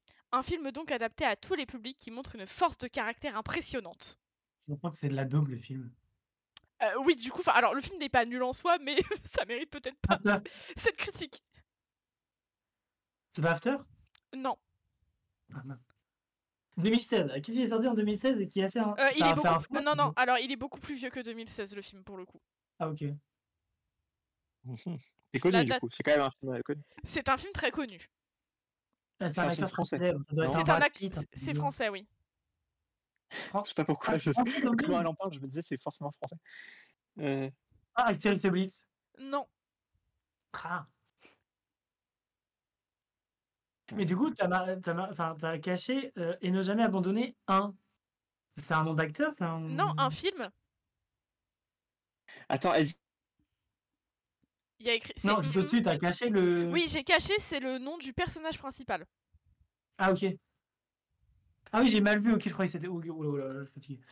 Ok, donc c'est. Alors, ça doit pas être très court, ça doit faire 4 lettres. Il y a quoi comme personnage? Il est en train de chercher. J'adore. Mais je te jure, j'ai une idée. Non, j'adore la manière de faire.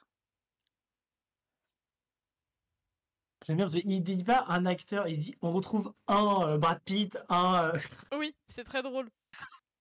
Une véritable leçon de vie, mais qu'est-ce qu'il y a eu? Je t'ai né ou pas quand il est sorti? T'es né en quelle année? 2002.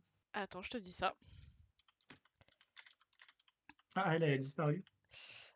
Tu étais né. Ok, bon bah alors. T'étais pas très vieux, mais tu étais né. Ok, en vrai, ça doit être 2005, Ah, on a 2006, perdu dans à le elle? genre. Ouais, Merde. ça me laisse le temps de réfléchir parce que si elle là, je l'aurais dans le cul. Entre rire et larmes, une BO. Ah bah tiens, là. Bah, Non. Ah non. non, c'est toi qui as marqué un Alors, c'est message. moi, pardon. Ah, elle est là. Ah, voilà. On t'avait perdu. Allô? Oui, Ouais. Oui, j'ai eu un petit problème de connexion, c'est rien. pas de souci. Mais j'aime Donc, bien Kevin une BO demandait magnifique. s'il était né à la sortie du film. Donc, Kevin est né en 2002, et donc, oui, il était né. Mais la fille, j'étais D'accord. pas très vieux. Mais Donc, il était pas très vieux. euh, Après, je peux vous donner la date de Mais sortie, c'est pas très attends, grave. du coup, vous avez entendu la proposition que j'ai faite ou j'ai coupé avant? Pas du tout. J'ai pas entendu. J'avais dit quoi? proposé les choristes. Ah non, c'est pas les choristes. D'accord. Ah, vite. Quoi? Ah, ah Oui, putain. Ah, vas-y. attends, mince. Dis-moi la date, s'il te plaît, du film. La date de sortie du film, 2005. Oh, mais non, mais j'avais 3 piges. T'étais pas très vieux, ça j'ai pas menti. Ah, les ch'tis, là. C'est pas les ch'tis. Oh, on retrouve, je suis sûr, on retrouve un Danny Boone, un truc du genre. Un Non, porte c'est du pas... boss. C'est pas Danny Boone. C'est pas Danny Boone. Un Jean du Jardin. Ah! Bah non. Je veux dire, Vas-y, j'accuse. Bah, propose, hein. bah, je connais pas les films de Jean du Jardin. 2005, qu'est-ce que mes parents regardaient quand j'avais 3 piges? Je faisais encore caca dans ma culotte. Je sais pas si tes parents l'ont vu. Ah, mais c'est un truc de humour ou pas? Oui. Bah, évidemment, c'est français. Quelle question. T'avais pas trop de solutions là. Qu'est-ce qu'on a fait? Oh, bon Dieu, c'est beaucoup plus récent. Les Visiteurs, c'est beaucoup trop vieux. Ah non, c'est pas ça. Fais pas ça, il n'y avait pas eu de film. Non, c'est une série. Ah mince alors. Ah, elle, t'as pas une idée? Bah, Je sais que toi, enfin, moi je peux te dire qu'on a vu ce film. Bon, c'est sûr Quand- que je l'ai pas vu parce que je n'ai jamais vu, ou peut-être 2 ou 3 films comiques de ma vie, genre.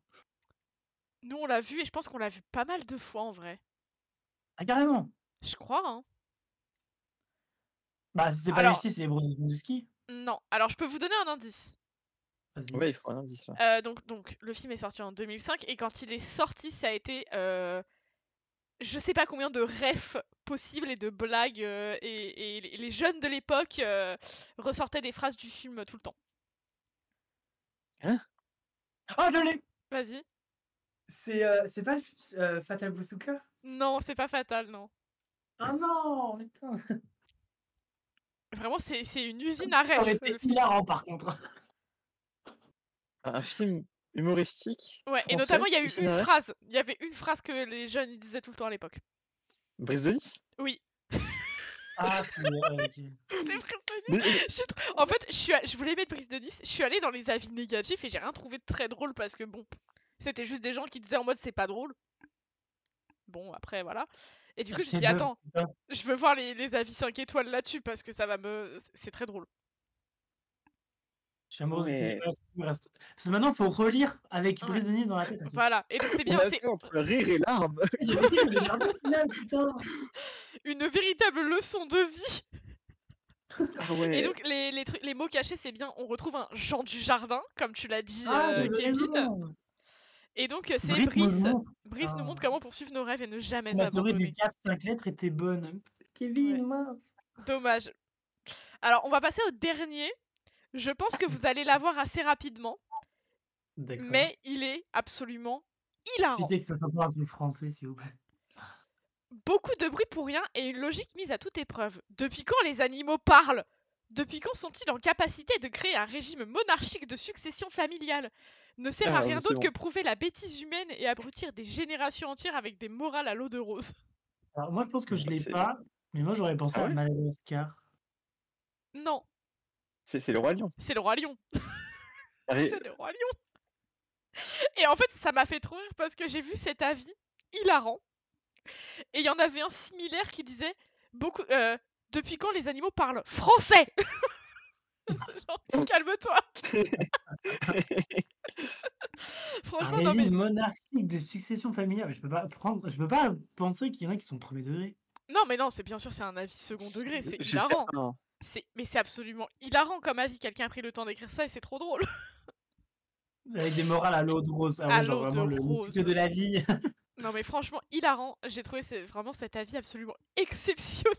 Je dis Madagascar, là, putain, je suis vraiment. Non mais franchement trop drôle. Franchement les avis hallucinés mais je meurs Mais il pour ça. faudrait trop qu'il fasse une version 5 étoiles parce que celui d'avant, il est légendaire. Mais ouais, je pense que la prochaine fois je vous ferai une version effectivement 5 étoiles de film qui, bon, pas les mérite pas, mais en tout cas mérite peut-être pas des commentaires pareils quoi. Voilà. Et bah écoutez, c'était très chouette. Mais oui, Bah, j'ai la gamme, mais c'était trop bien. Ouais. Et bah du coup, notre prochain épisode aura lieu au mois de mai. Et oui. Et on trouvera une date ensemble. On va pas annoncer de date tout de suite, puisque si c'est pour qu'on décale à chaque fois, Non, ça non, sert à c'est rien. parti. Mais voilà. En tout cas, c'était très très cool. Nous, c'était super. Bah, comme d'hab. Hein. Ouais. J'espère que vous avez kiffé. Il y aura la c'est un bon moment. rediff sur YouTube prochainement. Et bah du coup, c'est la fin de cet épisode 3 d'Artefact. Merci infiniment à ceux qui sont passés. J'ai vu la barre des viewers changer, donc je sais que du monde est passé. Vous êtes timide hein, à chaque fois, hein. Faut cesser d'être timide, je vais pas vous manger. N'hésitez pas à participer les prochaines fois, à donner votre avis. Pour la team qui regarde ça sur YouTube, j'espère également que ça vous a plu. N'hésitez pas à commenter, donner votre avis sur ce qu'on a pu faire. Enfin, dire en tout cas, on n'est pas obligé d'être tous d'accord sur les sujets. Voilà, vous pouvez ne pas aimer Life is Strange, vous pouvez adorer les Dark Romance et vous pas voir ce qu'il y a de problématique. Enfin bon, tout est possible, évidemment. Et puis bah j'ai hâte du prochain. C'était trop bien.